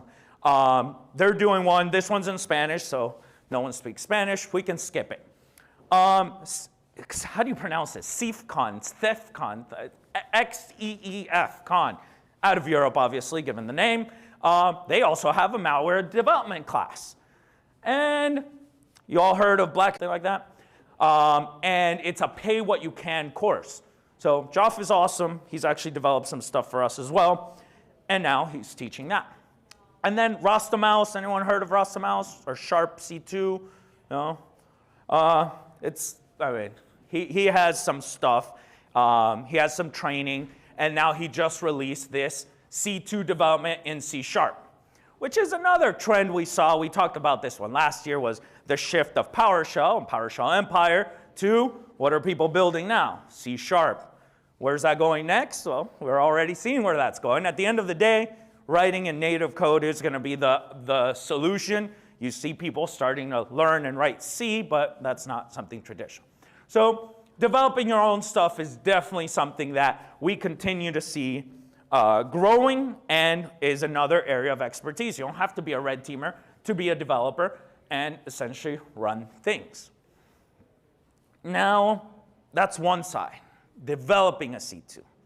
The other part is setting up a C2. And setting up a C2 is no longer setting up a C2. You have multiple C2 servers out there because they could get burned. You might need to do different things. Rarely, I was actually just talking to Mike from Covale, who was here earlier. I don't know where he went. He runs operation, he does red team ops. He has a couple tools to get initial access. He has a couple tools, and he uses Scythe, and I always mess with him, like, why are you using another C2? But he uses Scythe, because it doesn't get detected, to drop some other stuff that allows him to do some certain thing, whatever it is. So you have multiple C2 servers nowadays. And you can't expose that C2 to the internet. You should not. It is a bad practice. You need to use a redirector. So what's a redirector? Well, we can have a dumb redirector. Dumb redirector listens on an IP and a port, and anything that comes in sends it over to your C2. If someone in the blue team sees that, they're going to see traffic to your redirector. They might block your redirector, but it's okay. You can build another redirector. You can literally run these redirectors in DigitalOcean and AWS and GCP and Azure as free tiers. They don't cost anything. They're done. But then you need a domain. That costs money. Then you need a certificate, right? Because we're talking HTTPS like most malware does. And then you need to categorize your sites. Anyone that uses proxies knows that, right? Categorization. So you can't just buy a domain and be accessible. Use healthcare, right? Business, finance, because personal banking, right? Because those aren't getting decrypted or are monitored. But that means, what do you have to do? You have to build a website on that domain that looks semi-legit, so whenever you go and say, categorize this domain, they look at it and they're like, wow, that is a medical website, or that is a bank, or whatever it is. So you see where I'm going with this, right? Like, we haven't even sent a phishing email yet. So after that, and really what this slide came from, so another shout out to Mark and Outflank, is a tool called Red Elk. We just heard about SIMs. Red teams can play that game too. We can use Elastic as well. And you have all your IOCs, so you can monitor those through the same way the blue team monitors what they're looking for, right? So if you see your implant all of a sudden pop up on Virus Total, you know someone caught it, right? And by knowing quicker, you might be able to move faster than the blue team. You might be able to pivot to another redirector, a different implant, whatever it is. So it's become very, very complex. And again, I'm focusing mostly on the C2 part here, not covering all red team ops, because that would be a 2 or 6 day course. So what are we seeing in attack infrastructure? Well, we got our yearly reminder from Hacking LZ. That's Justin Ells, runs the CTO actually now at Trusted Sec, not too far from here, that way. And this year, the reminder came because they found a vulnerability in Cobalt Strike that you can actually, he said it's 2021 to expose those C2 server ports directly to the internet. Last server, which is fantastic. Someone already did all the work. You land on the server and you have a bunch of implants. And then domain fronting is dead. But no, it's not. No, it's dead. No, it's not. Ends. Right? So Azure's one that's been banning accounts, depending on how you use it. So a MITRE ATT&CK technique, it takes advantage of content delivery networks. I think originally, the backstory on this, I think, was journalists trying to be able to escape Lambda. Right? Now you can run functions as a service, everything as a service. So the function is, listen for a request, an HTTPS request coming here, and send it there. You don't even need a server. It's awesome. So you can do that in Azure. You can do it in Lambda. You can do it in Cloudflare. There's a bunch of blog posts on this. We just have them up here on the how-to. The most recent one I read is also from a SANS instructor called Jean-François. Excellent write-up on how to set this up both in Azure and in AWS. Again, Tim Medine said, follow the blog post step by step. Literally, you can follow this blog post step by step, and you're set up. So that will continue to change, but at the end of the day, you're going to use redirectors to connect to your C2. Now, there's something else we saw. You know how I said you're now using multiple, because not all of them are going to do what you need them to do, right? So these guys, these are out of Argentina. I don't know how to pronounce this. Suthaka.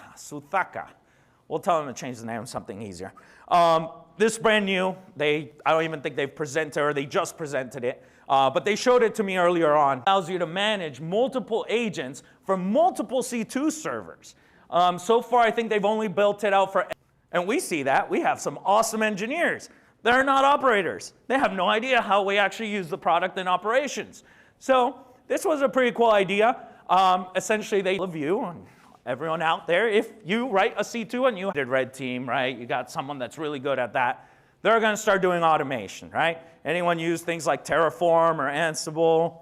Some nods? Yes, lots of nods. See someone that sees the value in that, right? You run a lab, you run one script, and you wait. And 10 minutes later, all students in all of their environments have a 20-machine lab with SIMs already set up, logs being sent, Sysmon, for building out the C2 infrastructure. This is Terraform code, only one C2. Whether it's open source or commercial or something new, let us know. We also want to attack and focus more on what the C2 does other than a shell.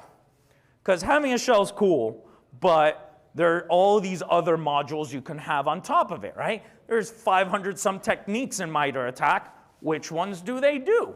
Because that's going to become more important. You hear about threat actor. The latest Conti, I think Bryson's going to talk about this at the Hackfest keynote coming up in a week. They're using process hollowing. Anyone heard of process hollowing? Starts a process, a legitimate process in your Windows system, so SVC host, from there, signed by Microsoft, but it starts it in a suspended state. It clears it.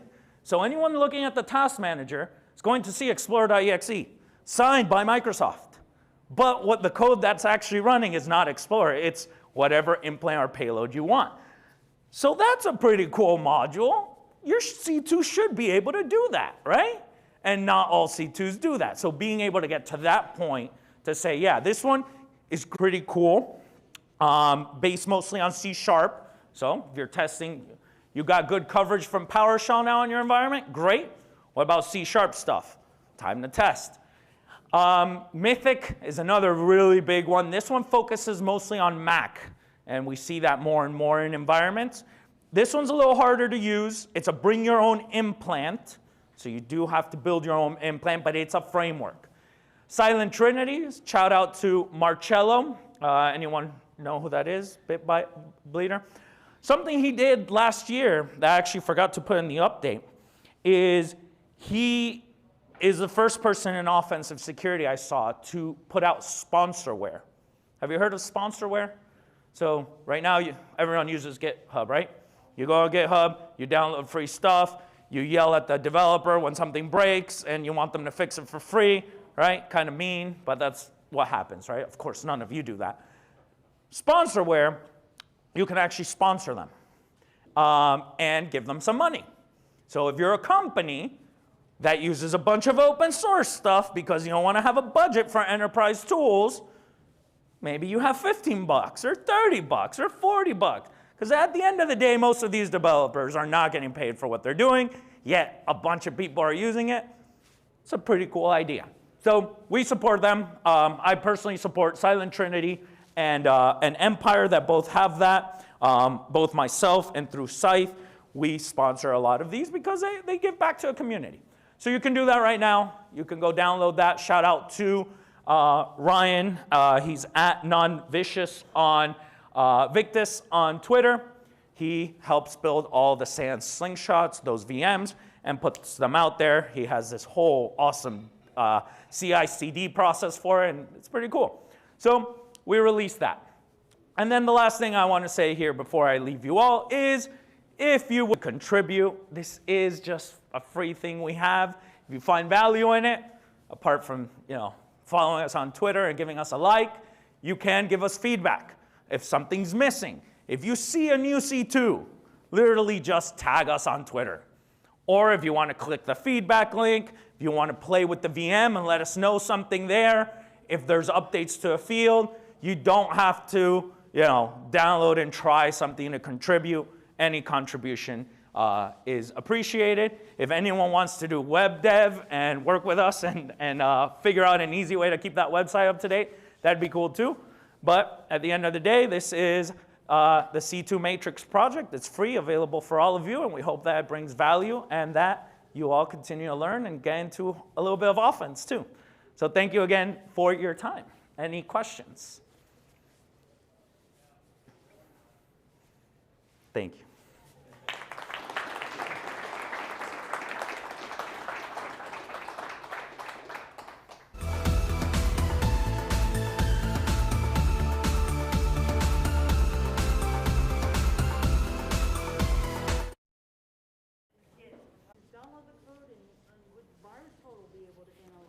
No. So the code of the framework itself will not be analyzed as malicious by VirusTotal. What should be is if you just set up that C2 server and you download the implant, that implant should be caught, but that's something you can test.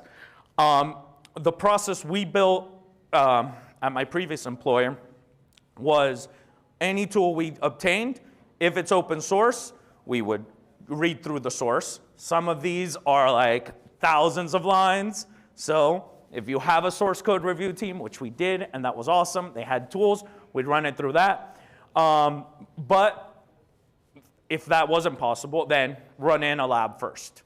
Run in a lab, see if it's making some weird connections out. But at the end of the day, these C2 frameworks build implants, and implants are going to execute on some other system, and then you're going to be playing with that, and yeah, it's probably the hardest thing to test from stuff you download from GitHub. So that leads me to two things. What about sandboxing or something like that? Can you do that just there? Yeah, you could definitely test in Sandbox. That's actually something we built into our implant is we check before we execute to see if we're on a domain. Because most sandboxes aren't on domains. And we say don't execute. A lot of real malware does the same thing. It'll check to see if it's running on a virtual machine. It'll check to see if it's in a sandbox. And based on that, it behaves differently. So building that type of malware is not hard at all nowadays, right? So yes, test it in a sandbox, but each of these will have their pros and cons. And that's the whole problem of it. Is like, are you going to spend the time and the resources to do all that before you go test this in your environment, or are you just going to grab it and use it and test it? And that's where you now see red teams that were traditionally their budgets were people and training, now getting budgets for enterprise-grade technology. That's why we now have 12 commercial. What were the numbers you showed earlier? You said 30, 60, 88. What were those? Back when we released, we knew of 30 different C2s. In that first, from 2019 to 2020, actually Matt Toussaint said it's the golden age of C2. And the amount of C2s that were developed and published that year were 30. So there was a total of 60 at the end of that year, and now there's almost 90 of them. So people building their own C2s and releasing them is growing. And those are only the C2s we know about, because I know Trusted Sec, and I know Black Hills, and I know all these folks are building custom stuff. They're just not releasing it, right? They build that and they test that because they do red team operations, right? They don't want that being used out there because they don't want to get signature, they don't want to get blocked. It's part of their tradecraft. Sweet. Any other questions? All right, well, thank you again for your time. There's a bunch of stickers up here. There's some C2 Matrix ones. Anyone play backdoors and breaches? So I just got consultant cards made from Black Hills. Yeah, I thought it was super nice. You can use it to It's a tabletop instant response game. It's free. It's a deck of cards. There's a way to play it. And these are like a little expansion set. So there's like a John Strand, there's Joff, there's me, there's a few people that you can use in a live game. So it's a little tabletop instant response game. It's pretty cool. You can play with anyone. Like you don't even have to be that into it, InfoSec to learn it. Maybe a +2 to budget persuasion? Probably some stuff. All right, well, cool. Stickers are up here and pins and all that. And thank you again.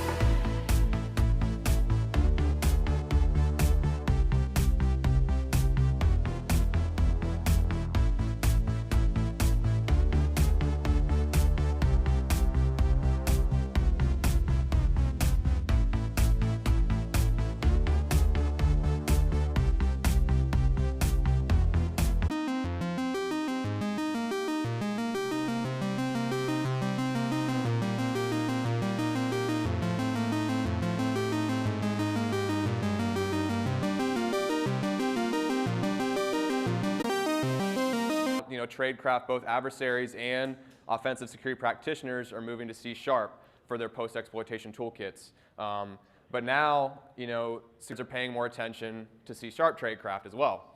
So we need to keep upping our game. And so that combined with, there are needs, I'm going to go over it in a couple slides. There are cases where you do need to use some sort of public C# toolkit to do some sort of action post-exploitation. Whether that's using it on disk or in memory, there's still cases where you need to use these things, and you need to use them without having to worry about a detection firing or being prevented from actually using it. And this talk is for both offense and defense. I've been on both sides, so the perspective you're going to get is me having been on both sides. I'm on the offensive side now, but this talk's going to be for everybody. So offense, obviously, you're going to get some really practical examples for, obviously getting past, static detections. Defense, this is going to kind of open your eyes a little bit to kind of, the bypassing of signatures and how you may be able to tweak detections and such. So I think defense, you're also going to get a lot out of this talk. So a little bit of how the talk say you want to build, like for example, Rubius. That's a really nice, Kerberos-based attack toolkit. You may not have the time to develop something like that in-house, so being able to use a toolkit like that is great. And kind of, similarly, another reason, creating a private tool with similar functionality is not going to provide you any more benefits, aka reinventing the wheel. Again, why try to create your own Rubius tool when it's already out there? Like, odds are it's not going to be as good as what Rubius is, right? So, I mean, that's a really good Kerberos-based attack toolkit. So those are kind of the two main reasons maybe you want to use, public tooling, right? Some common public C# tools that are out there, I mentioned Rubius. It's really, Tim in the keynote, signature-based detection on disk, so like, antivirus, for example. And then what Microsoft did, I forget how many years ago this was, but they came out with AMSI for .NET. So basically, it allows antivirus or whatever security product is going on with .NET tooling that's being ran. So increased visibility means you have more. Go through some different components within C# tools that you can use to build detections. First one, tool name. This is not reliable, obviously, but I am going to mention it. So for example, if there's a signature for something named safetycats.exe, renaming it to totally not safetycats.exe, right? So obviously, not a good control because, or not a good signature because the tool name can obviously just be changed. Next one is Project GUID. So this gets a lot of attention. So a lot of times when people release like public C# tools, they'll put like a YARA rule with the C# Project GUID. What that Project GUID is, it's a unique identifier. Every project has that unique GUID, and that's what you see here in the screenshot on the seatbelt project.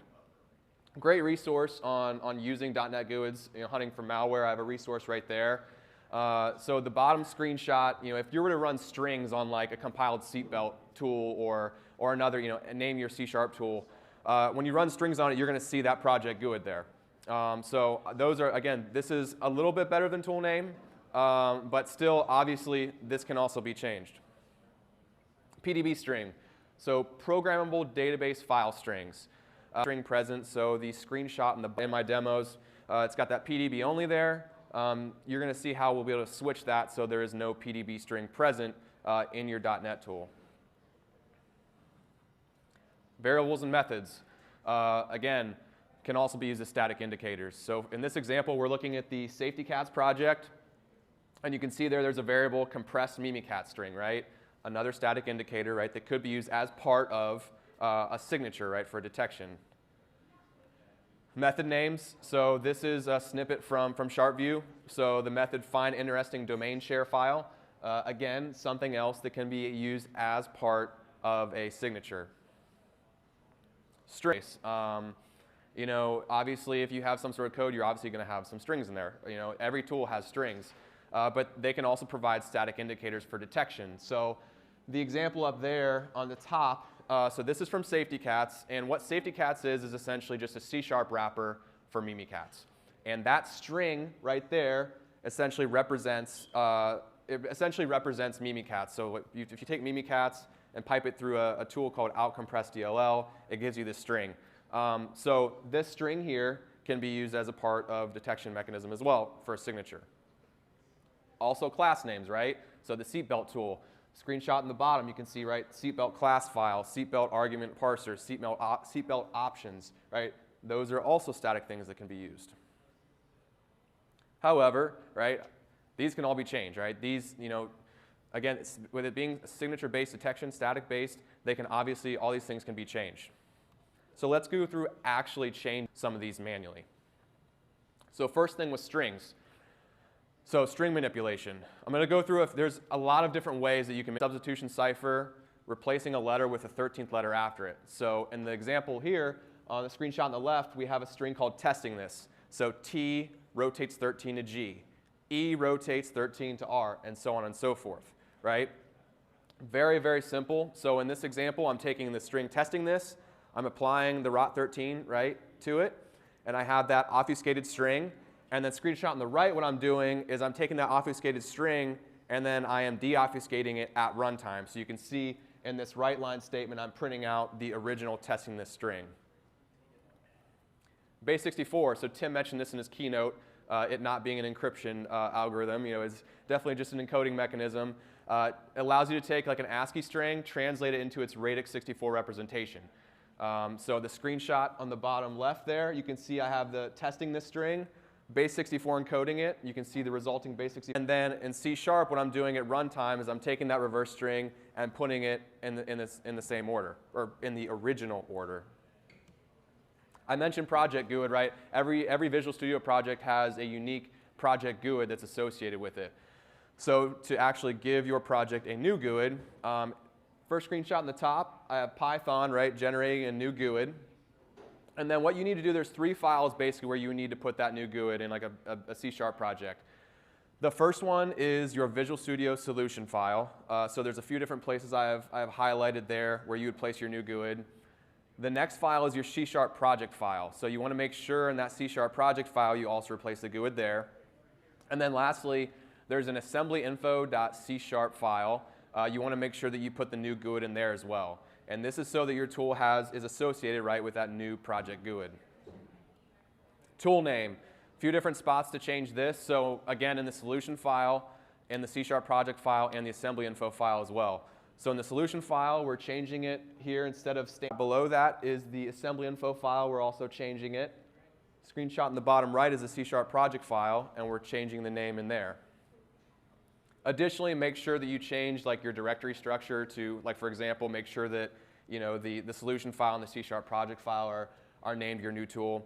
As you can see here in this example, we're compiling the new tool, and then on the bottom right, you know, it's no longer stand-in, it's a tool called some new tool name, right? The PDB strings I mentioned, right? They can be good descriptors for like you know attribution, but also can be used as part of signatures. So in the C# project file, there's a grouping there where you have debug type. You want to change that from PDB only to none. And so whenever you can see, you know, in our new tool, I'm running strings on that new tool in the bottom, and you can see there simply changing that to none gets rid of that. So I started thinking about, you know, doing these manual modifications. And I'm like, could this be automated? Like, is there a way that I could automate this so I could take X public tool, right? Pass it to some tooling I have, and it does all this for me. And that is how Invisibility Cloak came about. Potter reference with the Invisibility Cloak. You'll see in my demos too. My lab is I have like a little Hogwarts setup. So yeah, I'm a big Harry Potter nerd. So, so what's Invisibility Cloak? It's a proof of concept obfuscation toolkit for public, C# post-exploitation tools. What it does, it'll change the tool name, change the project GUID, removes that PDB string, and then it's going to obfuscate all strings within that project that are candidates to be obfuscated as well. Some resources, so I've got the tool up on the X-Force Red GitHub page there, and then also I've got a blog post as well that goes over the tool and kind of different use cases and such. There were some challenges with this project. I chose kind of like I would say the top 20 kind of most popular C# tools that are out there that I like using. to test against, and I learned a lot in doing this project. There are so many different ways that you can specify strings in C#. Everybody has their own preferences, right, for how they do these things. Even learning like different areas where like you have to have a static string and it can't be dynamic. For example, like in a method, like a method header, right? You have to have a static string. You can't train different projects that are out there. That was a challenge. The other challenge was I mentioned, methods and variable names can obviously be used as a part of a signature. I don't have that, and the tool is not going to obfuscate method or variable names. That's still on the roadmap list. So that was a challenge as well that currently isn't in the toolkit. But it was a fun proof of concept to put together. But it was definitely had some challenges for sure. So if you go into like an example of this.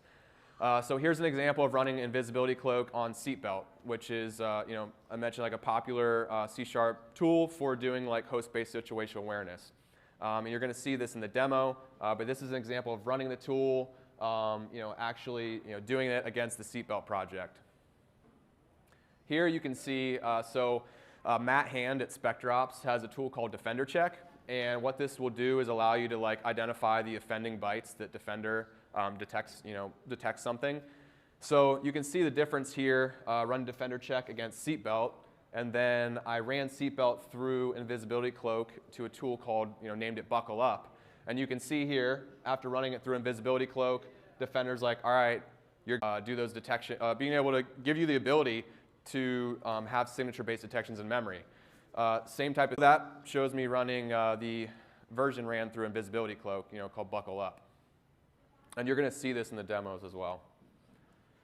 There are some alternative options. So in terms of just straight up obfuscate, good one. So you're going to see here, right, we're going to pause this. So stand-in was originally 139 kilobytes, which is still pretty lightweight. In Cobalt Strike, there is a limit in terms of the size of the .NET tool you can use in execute assembly, which is 1 megabyte. So this is well under that limit. So now what we're going to do is we're going to take stand in and stand up. We're going to copy them over to a directory and run Defender Check against it.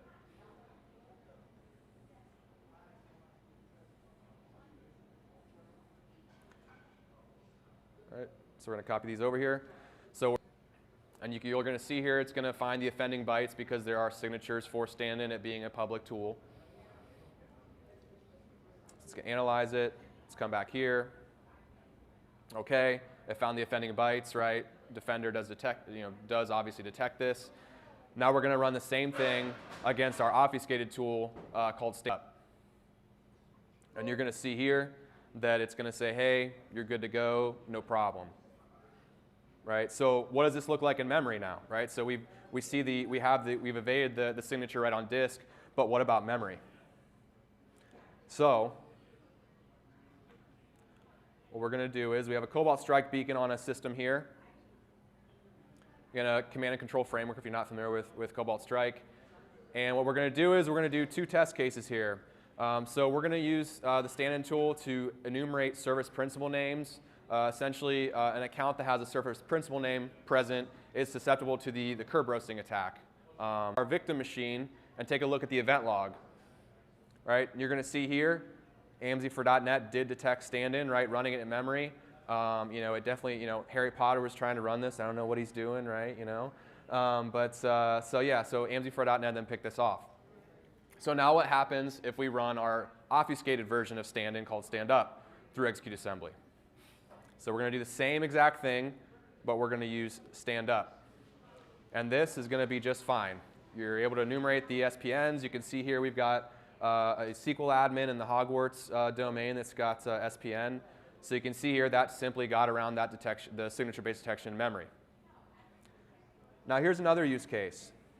As I mentioned, so I'm going to show you this example. So in this case, we're going to use Rubius as the example because I know Rubius, their signatures based on the variable and method names.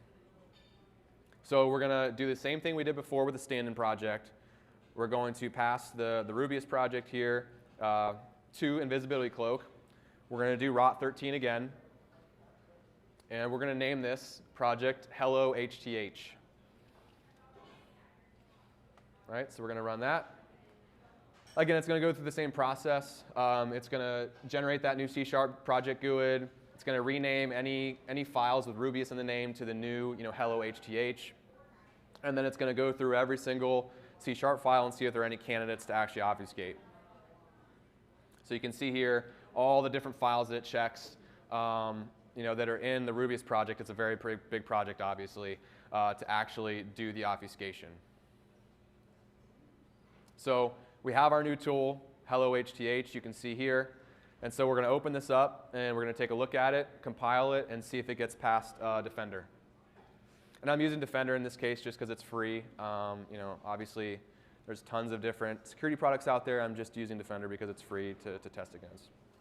It's actually pretty good nowadays. Yeah, ATP is legit. ATP is really legit. So you can see here, like some of the obfuscated strings. Another thing I wanted to call out too is any instance of the original tool name it replaces with a new one. So in this example, there's an exception message there. It says unhandled hello HTH exception. That previously said Rubius. So it also renames any instance of that tool name to the new tool name as well. So we have our obfuscated tool here. So we're going to go ahead and compile this. And then we're going to see if it gets past Defender. All right, so we got it compiled. So now we're going to run Defender check against Rubius. And it's obviously going to find a signature because, again, it's a public tool, so there are going to be signatures for it. And there it found some offending bytes. Now we're going to run it, right? Again, because Invisibility Cloak does not touch the method and variable names unless it has like the tool name in it. So what can you do? And the slides I mentioned in another project was ConfuserX. So you can kind of combine, kind of what I call stacking, right? You can run a tool through Invisibility Cloak, and then you can run it through ConfuserX. So we're going to take our obfuscated tool from Invisibility Cloak, hello HTH, again, that is still getting detected, and then we're going to run this through ConfuserX. So we're going to give it that. And this tool is like super easy to use. You pretty much give it your tool, give it your project, and just click protect. We're going to see if that gets past disk. So we've got our newly compiled, and again, the size doesn't go up much at all. Whenever you have the original Rubius project, running it through Invisibility Cloak boosted it by like maybe 100, 200 kilobytes, and then putting this through ConfuserX boosted it just a little bit as well. So you're going to see here we're going to run Defender check again. We're good to go, right?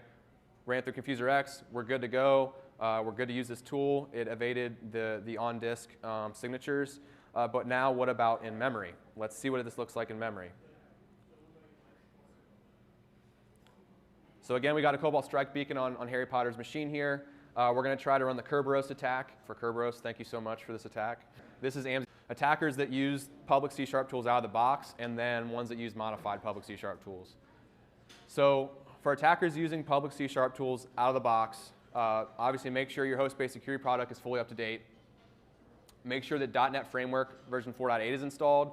The reason for that being is once version 4.8 came out, that is what enabled AMSI for .NET came with version 4.8. So make sure that that's installed so you have that capability, and making sure that your host-based security product supports AMSI for .NET. Most mature host-based security products do support this now, so it shouldn't be a problem. But making sure that your host-based security product does support AMSI for .NET. For attackers using the actual tools themselves. So an example of this, Rubius, which I use for the Kerberosing attack. Rather than focusing on the actual tool itself, focus on the technique. So for example, it's doing Kerberosing. That's technique 1558.003 in MITRE ATT&CK. Oh yeah, I totally had that memorized. I didn't have to search that in the matrix, right? So making sure you focus on techniques, because as you saw, it's really easy to get past these signature-based detections. So there really needs to be an emphasis on the techniques that they're performing rather than the actual tools. So in conclusion, I mentioned detections for C# tradecraft. They are getting better. Like as an offensive security practitioner, we are having to up our game quite a bit post-exploitation. So they are getting better. You know, you have AMC for .NET now. There's enhanced telemetry with ETW. EDRs have a lot of really great telemetry. So things are getting better. However, as you have seen with these static detections, you know, they're relatively easy to evade, right? You know, for example, seatbelt, just run it. Stuff works against a lot of those as well in terms of like signatures that they would be looking. You know, and again, I just want to emphasize detection of the techniques over the tools. You know, tools can always, you know, be changed. You can change indicators, but the techniques that they're performing, that's where defenders really need to focus. So I'm on Twitter, I'm on Discord. You know, if you ever, you know, feel free to reach out. If you ever have any questions, anything. If you're up in Cleveland, want to have a beer, you know, let me know. But with that, I'll kind of open it up if anybody has any questions for me. Yeah. So you went pretty fast for me. Yeah. So after you did all the changes in the names and got it past the detection, Mhm. when you run the exploit, you run it under that new name. You're running the exploit under the new name, whether it's off disk or in memory. Yeah. So the question was, you know, once you've applied kind of the obfuscation and everything, you know, are you running the tool under the new name or are you running under the old name? And yeah, you are running it under the new name. So like, for example, stand in, you know, was now stand up. I'm running stand up instead of stand in. Any other questions? If no one has questions, I have questions. Yeah. They came from Twitter. Yeah. Do people really call you the Hawk, and if so, why? Okay, the question was, do people, yes, will really call you the Hawk and why? So my nickname has been Hawk since I was very young. I played basketball growing up, and I guess I could jump pretty high. So I think that's where that came from, is like my last name was Hawkins, and like I had a pretty good vertical jump, so people call me the Hawk, so yeah. The second question is going to be harder. So we talked about the transition of PowerShell to C#. C#, I think, you know, is here for another couple of years. AMC being one of the things that's stepping it up. What do you think? Is what's next? So native code, C-based code is obviously next, and it's already kind of coming out with BOFs. Native code is definitely king over, you know, like a C# or anything like that. However, I will say, you know, certain tools, you know, it's a lot like our team, right? Is you know, tooling that we write is purpose driven. So for example, you know, you're not going to write like an Active Directory, you know, toolkit in C. Like that doesn't make sense, right? You know, you're going to do something like that in C#. Compared to like maybe if you want to do like some sort of cred dumping tool, that's going to make sense. C# is going to be here to stay for a while with things like inline execute assembly, being able to do obfuscation, stuff like that. But it's definitely going towards C. And implant-wise, you know, when you're talking about implants for sure should be built in native code. I mean, 100% implants need to be built in native code. They're lighter weight. You're closer, obviously, to that low level. It's going to be easier to get past detections and such. So, yep. Any other questions? That was awesome. All right, thank you guys. Thank you. Let's go Blue. Go Bucks.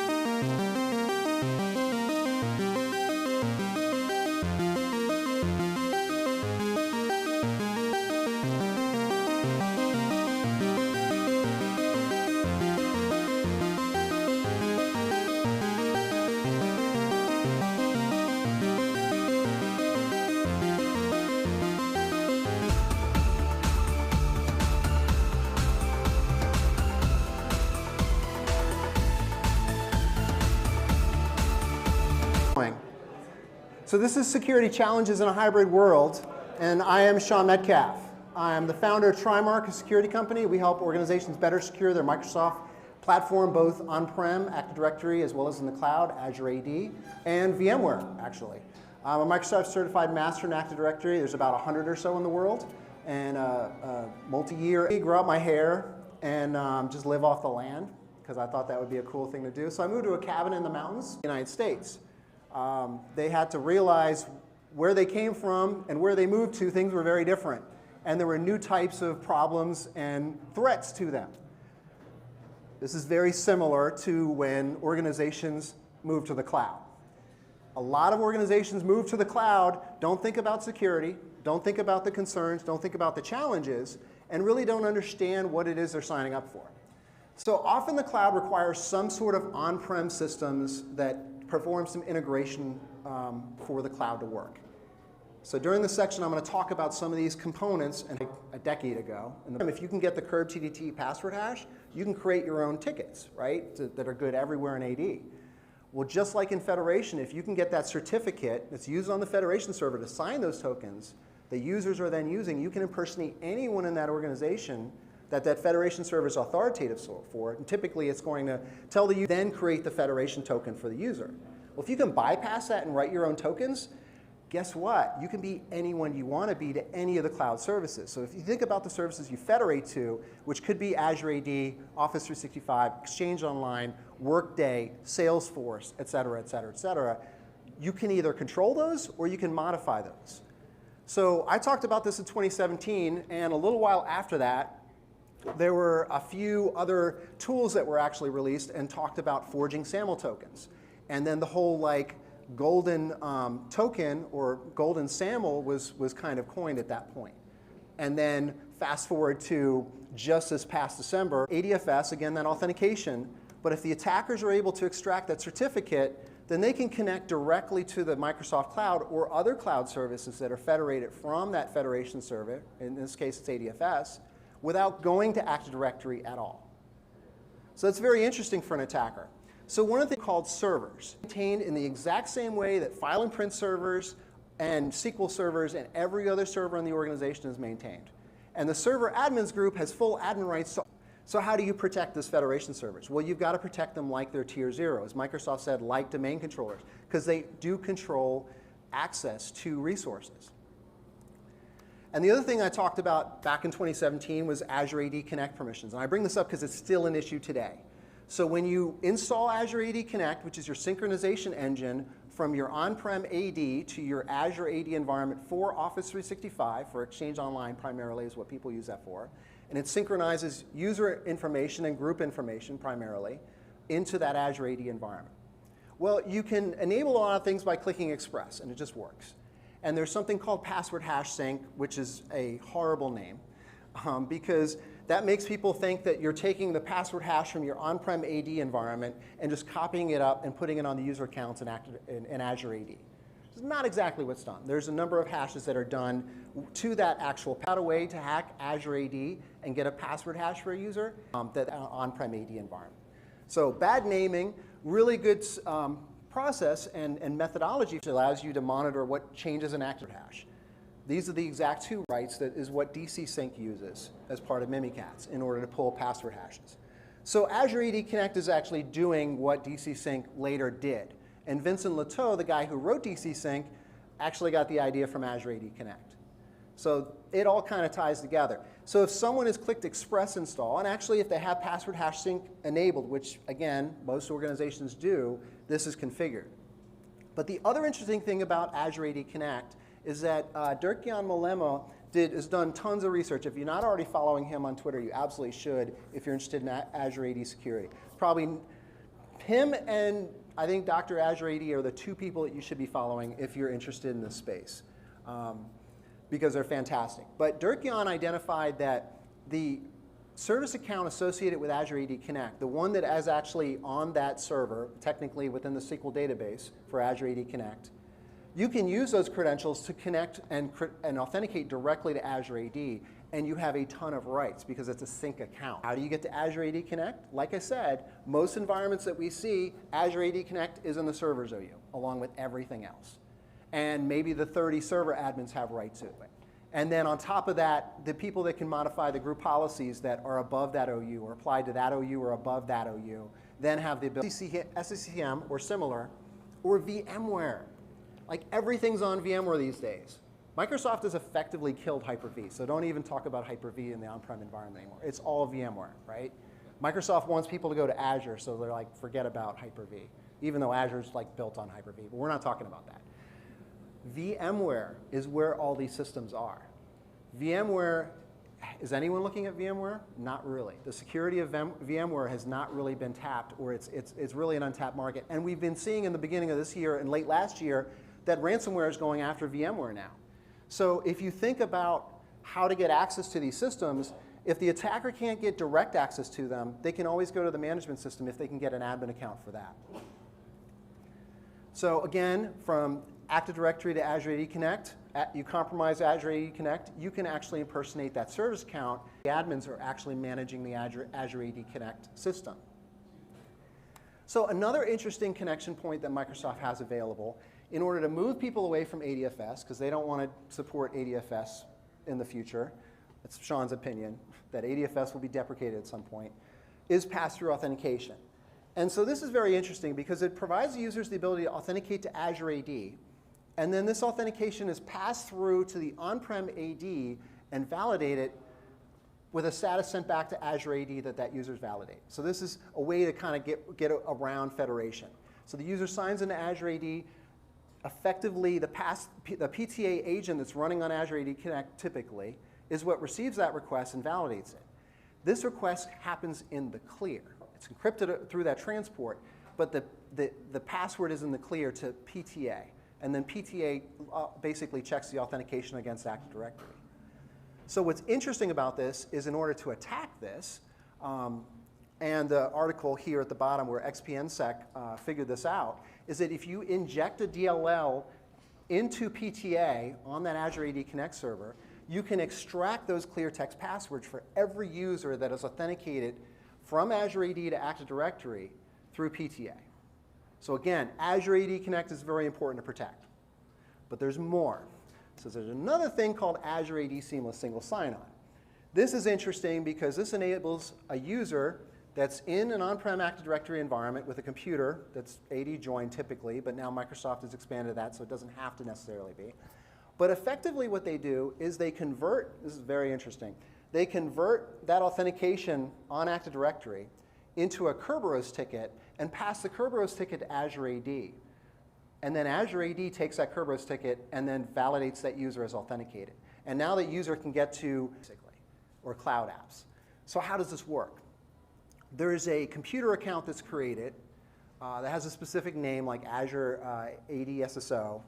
And the computer account password is what's used for that password hash to sign that Kerberos ticket. And then when the Kerberos ticket is provided up to Azure AD, as anyone you want to those web services.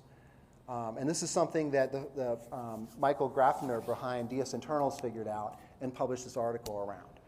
So these cloud integration components are very interesting to attackers because often just the way that they're configured, there's a lot of other kind of tails that come off of those. Not just the operational tail, but the security tail.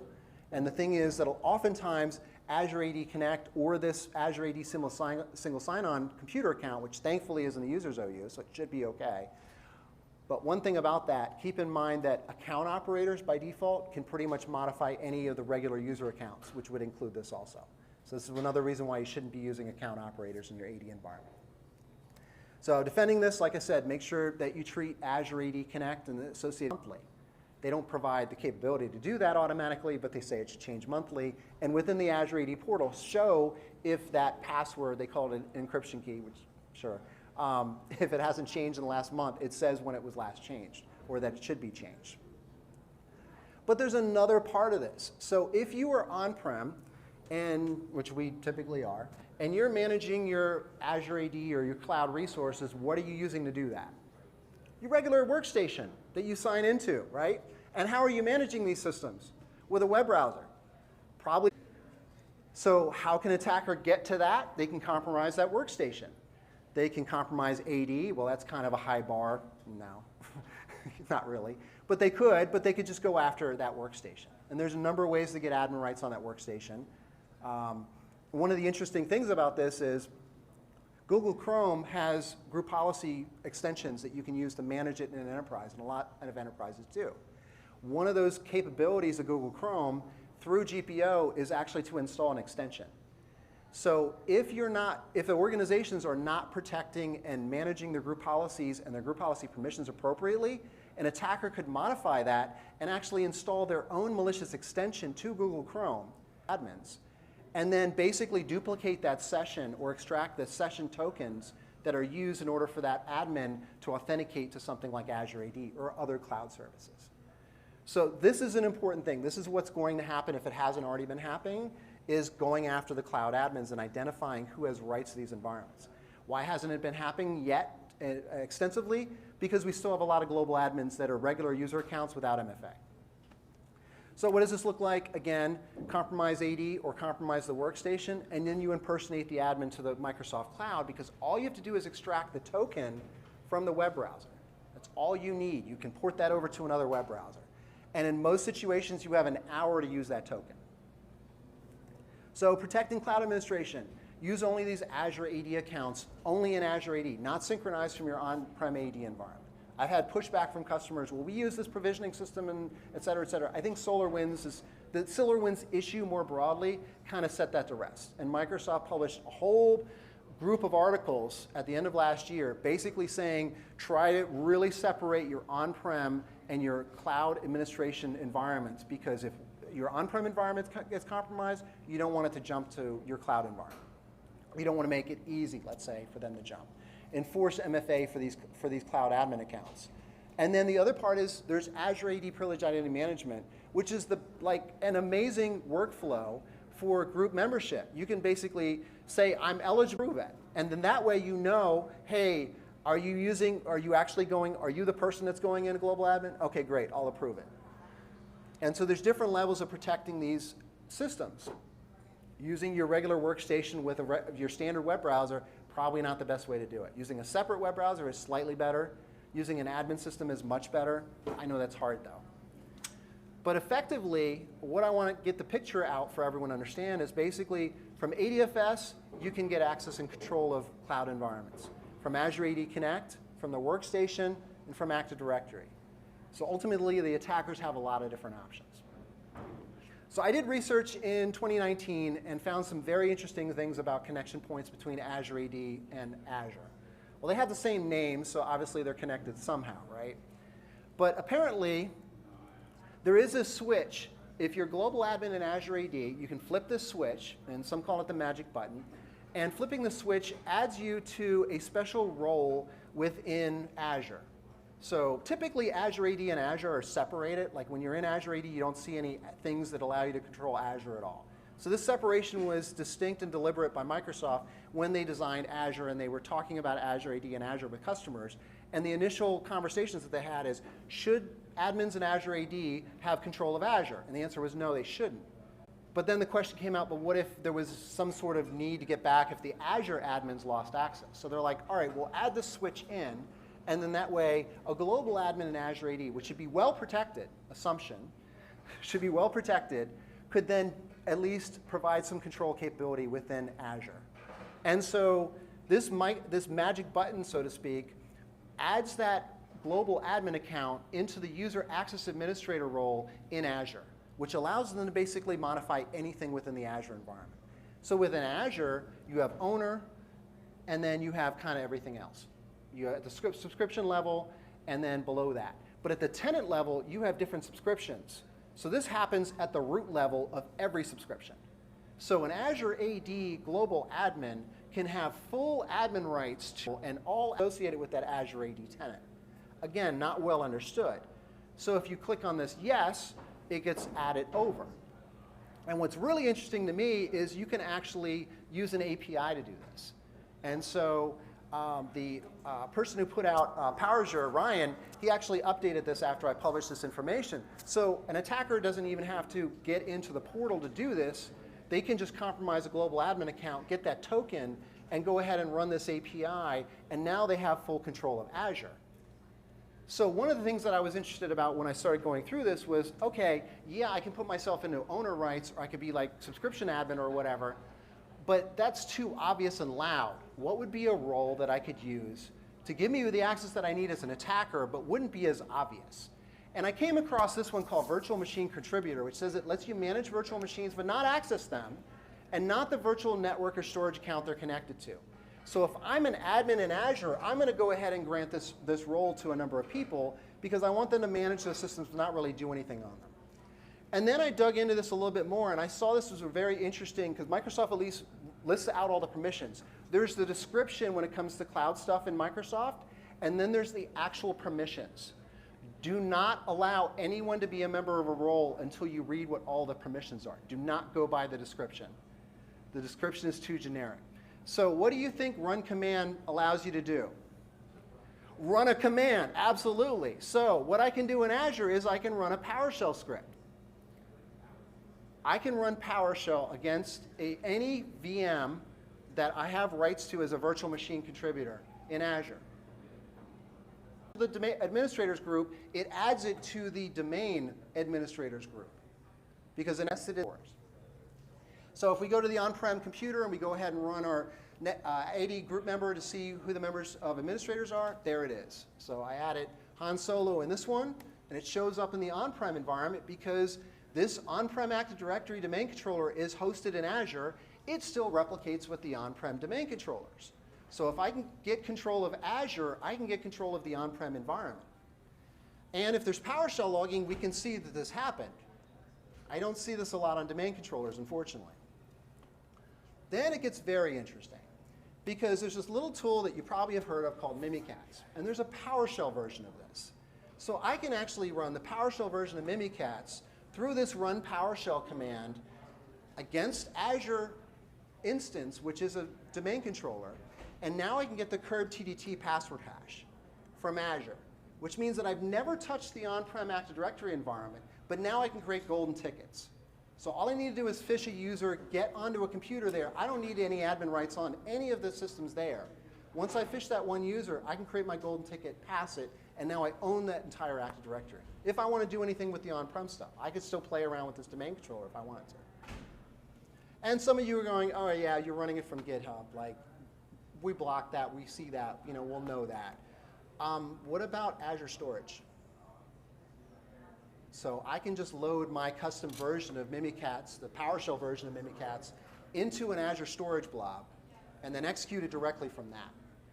And that's not going to be seen, probably. So to summarize, if you're global admins, or if any organization that you're working with is a security consultant or a pen tester or whatever, if you see that the global directory on-prem, except not really at all. There's no LDAP, there's no NTLM, there's no Kerberos, well, not really. There's no group policy. So right, multi-tenant directory. So we don't have the concept of service accounts and direct delegation within Azure AD. What we do have are application objects and service principals. And an application object is effectively considered the application itself. And the service principal is seen as an instance of the object. And the service principal is seen as an instance of the object and generally references that object. And so an application, and the permissioning can be on the service principal, it can be a combination of the application itself, the object, and the service principal. It can be the combination about that. So one of the things that I found really interesting about service principals is that originally with Azure AD, right now we have that tie between the application and the service principal. So when you create an application, a service principal gets created. Originally with Azure AD, these were not coupled together. The service principal was the application identity. And that carries forward today.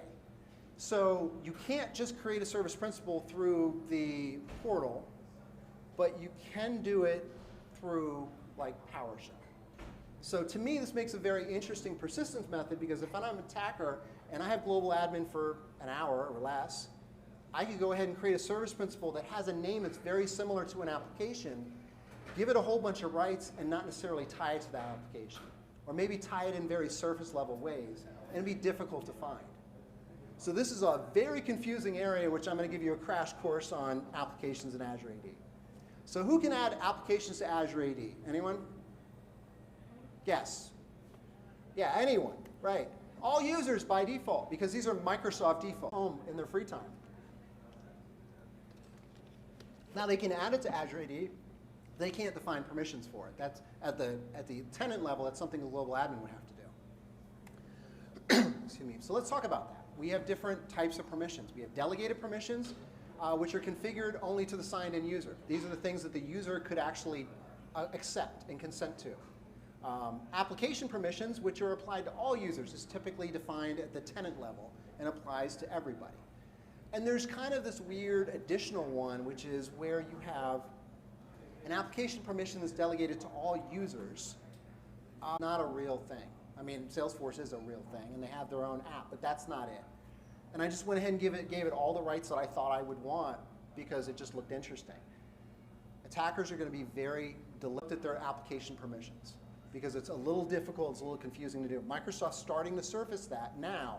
But again, the challenge is, as the attackers are figuring things out, it takes a while for Microsoft to actually surface that to the admins, surface that into the portals, so you can see what these issues are, and there's no network segmentation at all.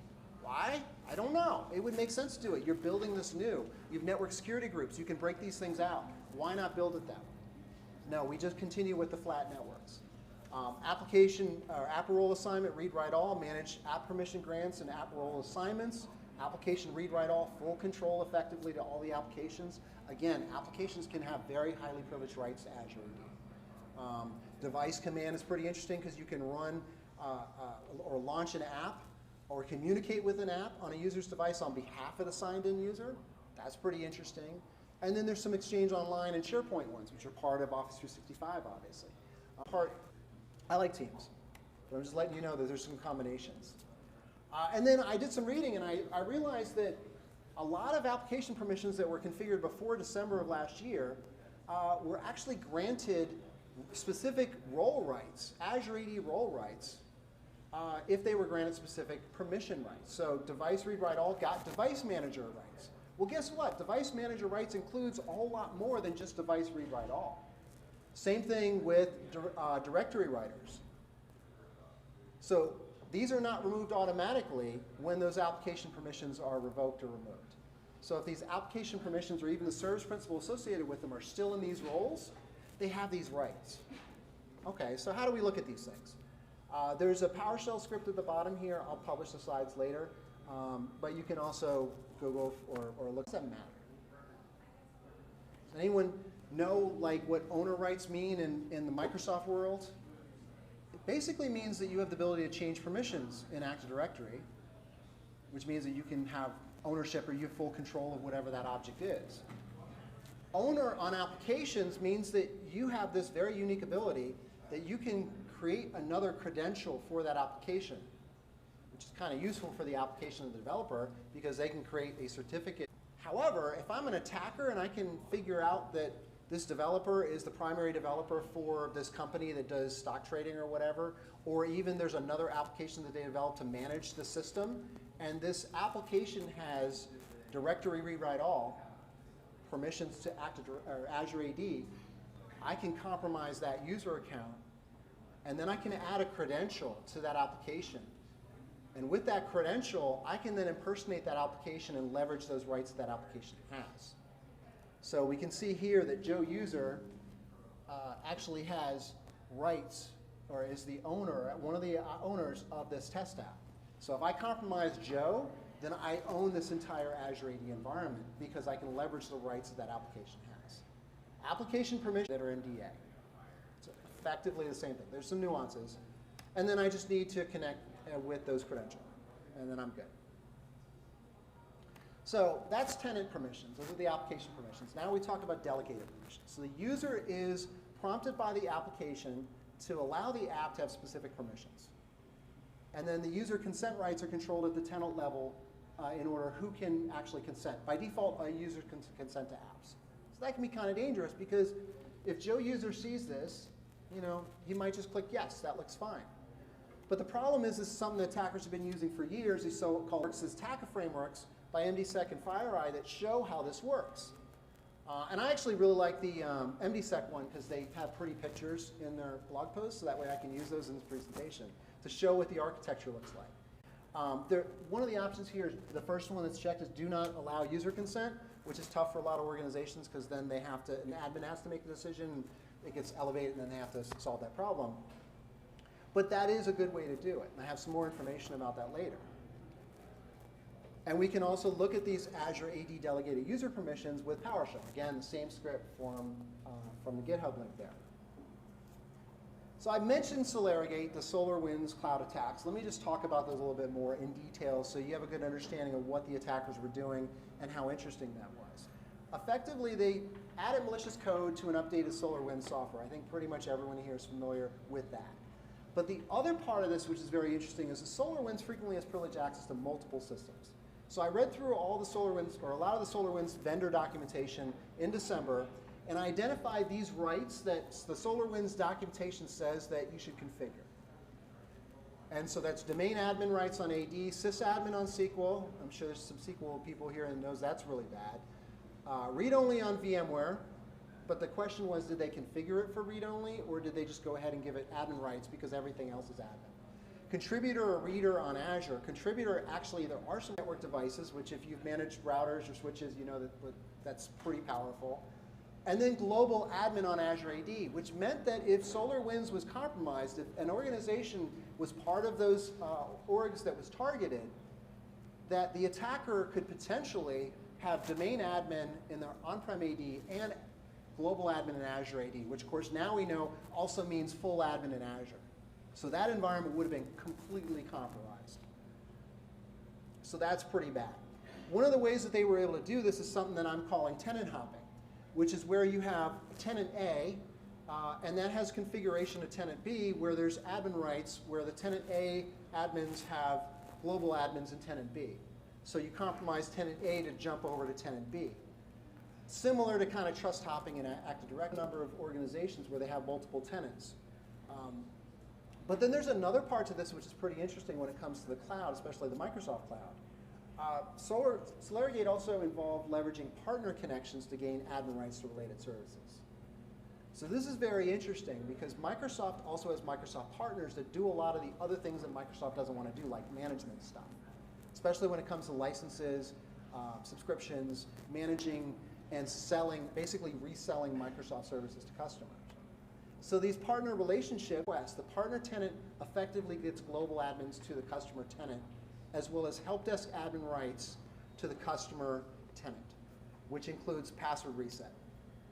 So these partner groups are granted access right to all of their accepted customers. Very fruitful if they're able to compromise just one company to compromise dozens or hundreds.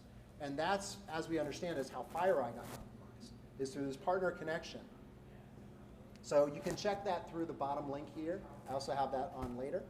But this not having granularity and providing partners all this access is dangerous. And then the other thing that's interesting that's kind of buried in the documents is this quote at the bottom. When they sell a Microsoft 365 subscription, they are automatically granted administrator on behalf of permissions to the customer tenancies so they can administer and report on the customer tenancies. And this is exactly what happened with the SolarWinds attack group going after FireEye. And then I mentioned OAuth. So the attackers added credentials to one or more legitimate application. And there's a number of protection and mitigations here. I'm not going to go through these, and actually it's very difficult to see on the slide here. I will have the slides published later. But really looking at partner access, ensuring that passwords are reset on emergency admin accounts and reduce the number of accounts, any admin accounts to the minimum that are required. Really using PIM is the best way. And there's some key review areas, items here. I have an appendix to the slides which has a lot more items for looking at SolarGate items and going through the types of things that were done. But really it comes down to making sure you're logging the correct things, reviewing those logs. Sentinel's really good at surfacing these, and there's been quite an extensive SolarGate and Azure AD attack dashboards that have been put together on the Microsoft GitHub that's available within Sentinel. And you can pull from Sentinel to your SIM. SolarGate section is that because of that, there are now 3 free tools for scanning Azure AD for a number of the things that the attackers were HTH. They focus on critical infrastructure for the federal government and for the United States. CrowdStrike CRT and FireEye's Azure AD Investigator.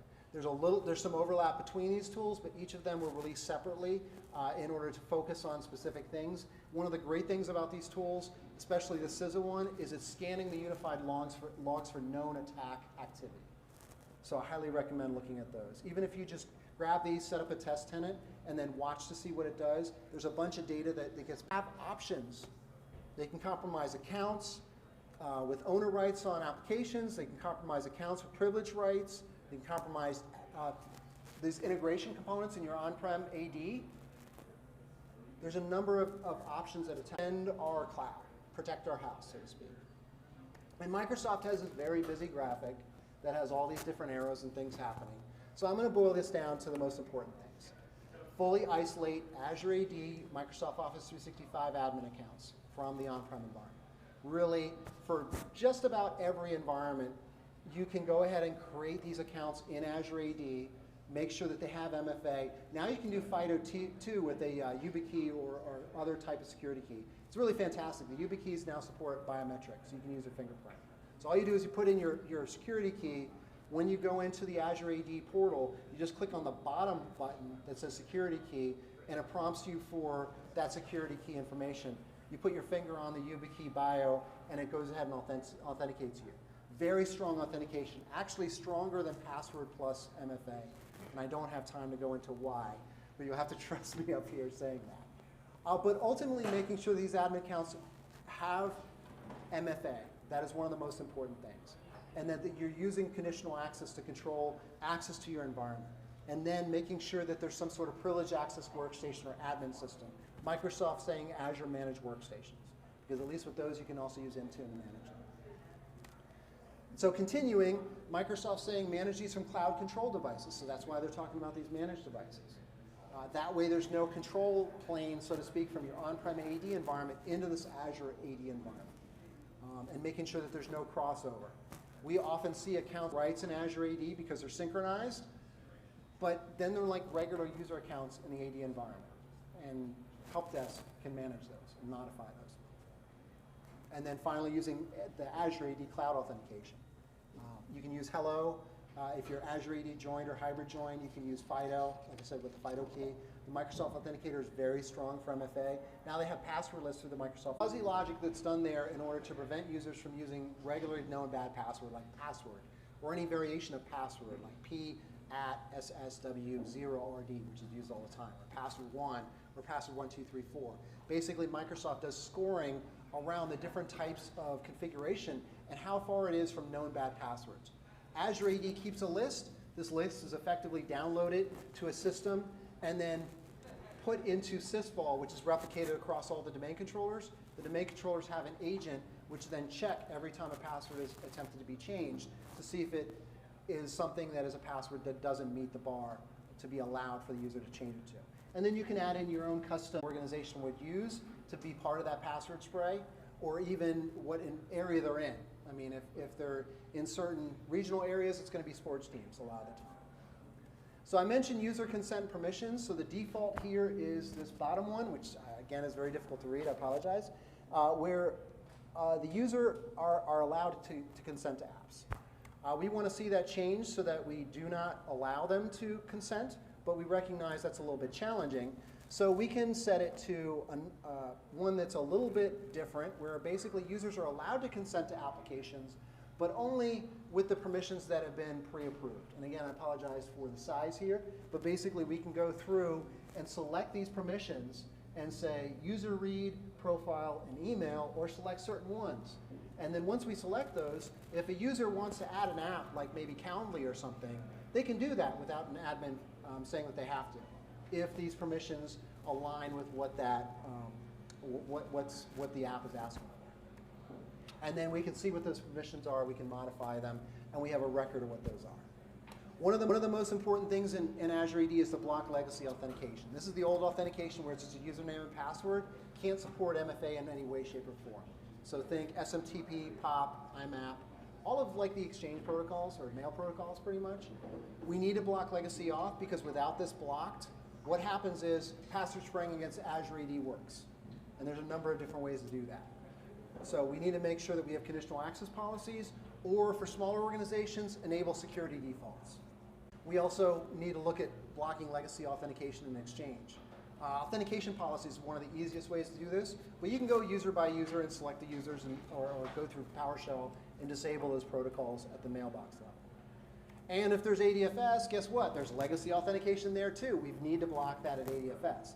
This happens after authentication. Probably one of the more confusing things in the logs is you see someone authenticating successfully, but then they can't get but then the conditional access applied and blocked them. So there's certain things that happen after the actual authentication, like the username, password, then MFA. Username, password, then conditional access. Username, password, then ADFS federation. There's something that Microsoft put out that's called Azure AD Connect Health with ADFS. Horrible name.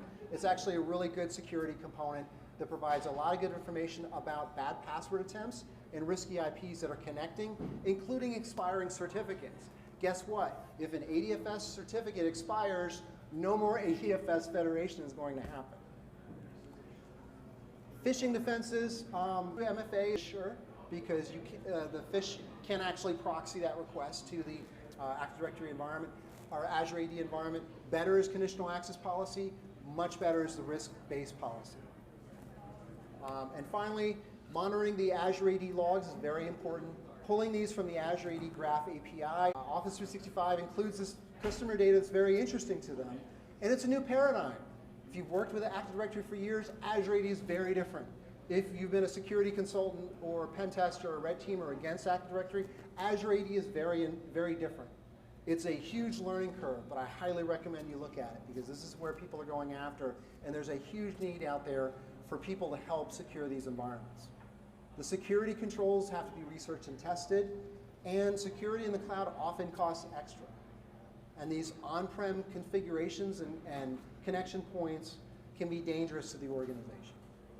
So that's my time. Thanks very much for yours. Appreciate it. And I don't really live in the mountains.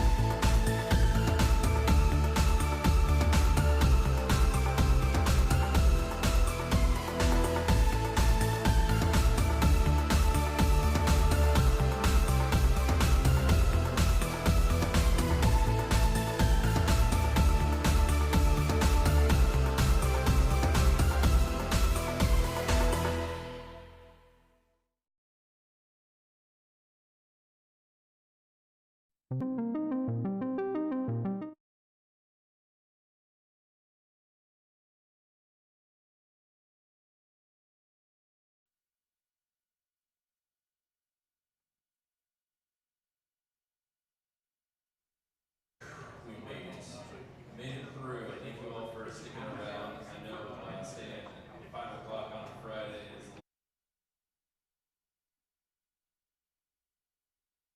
So definitely want to say thank you so much to all of you for coming out. We were a little worried that we were not going to get the attendance we were hoping for. We've heard that there's been some disasters at other conferences, and we wanted to make sure that the sponsors were coming out and feeling the love. And I heard from all the sponsors that they had a lot of love. No worries. What we're going to do is we're going to leave it running so that ticket is up for grabs still. So anybody, including on the interwebs, watching this right now, can actually still play. You just have to take that QR code that you scan to get in for the initial entry point, which take you to like Pastebin or something like that. Just you can do that and keep playing, and we'll do that until we have a winner. So it's up for grabs. Let's see. Oh, be sure to check for updates on Discord. I think I'm trying to remember the names of the guys that run. Bubba Smash is one of them on there. So if you guys have questions, you can reach out to. I know Bubba Smash for off the top of my head. I can't remember the other one. You can reach out there, and we will be posting a different. Oh, there's Craig. Hey, Craig, what's your handle? What is it? Creek? Krieg? Oh, Krieg. Okay.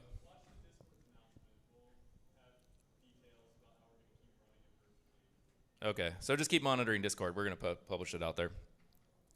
All right, so I just checked on the HFC fundraising. We raised a little over $1,500 for HFC, so that's awesome. Thank you guys so much for your support. It's awesome. Very cool. Very cool.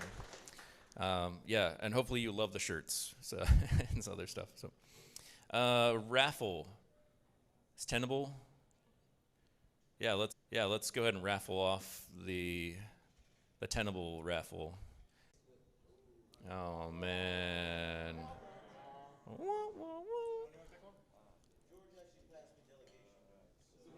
Thank you. I still wish I got a license for Nessus, but I'll take it. He wants Nessus. Yeah. All right. Thank you.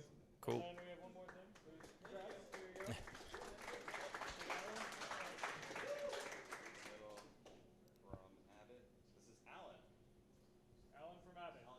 Alan from Abbott.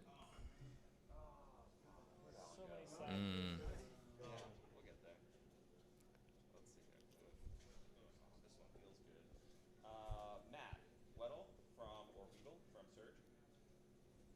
Matt from Surge.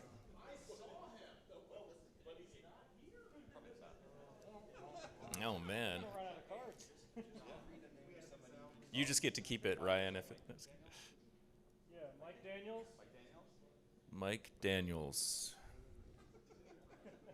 All right. Huh? Is it? Kyle? All right, we got one. Woo! All right. Awesome. Well, thank you, Tenable, for doing a raffle.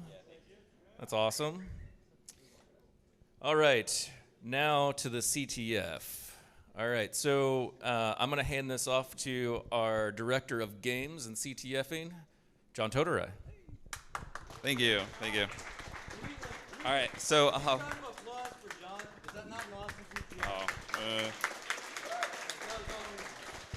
yeah, we said the CTF ended up being a little harder than we anticipated it being, so I appreciate you guys playing. But the thing is, if you show up at a CTF and you steamroll everything, it's not really worth your time because you don't learn anything. We always say that a CTF is a useful one. So if you worked on a CTF problem and you didn't solve it, or you had some that you weren't, watch the Discord and our YouTube channel, because I'm going to start putting together some solve videos and show you at least how we intended them to be solved. But you guys might have solved them a completely different way, and that's totally fine. That's what's great about these things. So we'll be putting those up and showing you exactly how they were kind of meant to be solved. Some people solved the ones that I honestly wasn't really sure anybody was going to be able to do, or weren't going to put the effort into, and seeing those solves was really, really cool.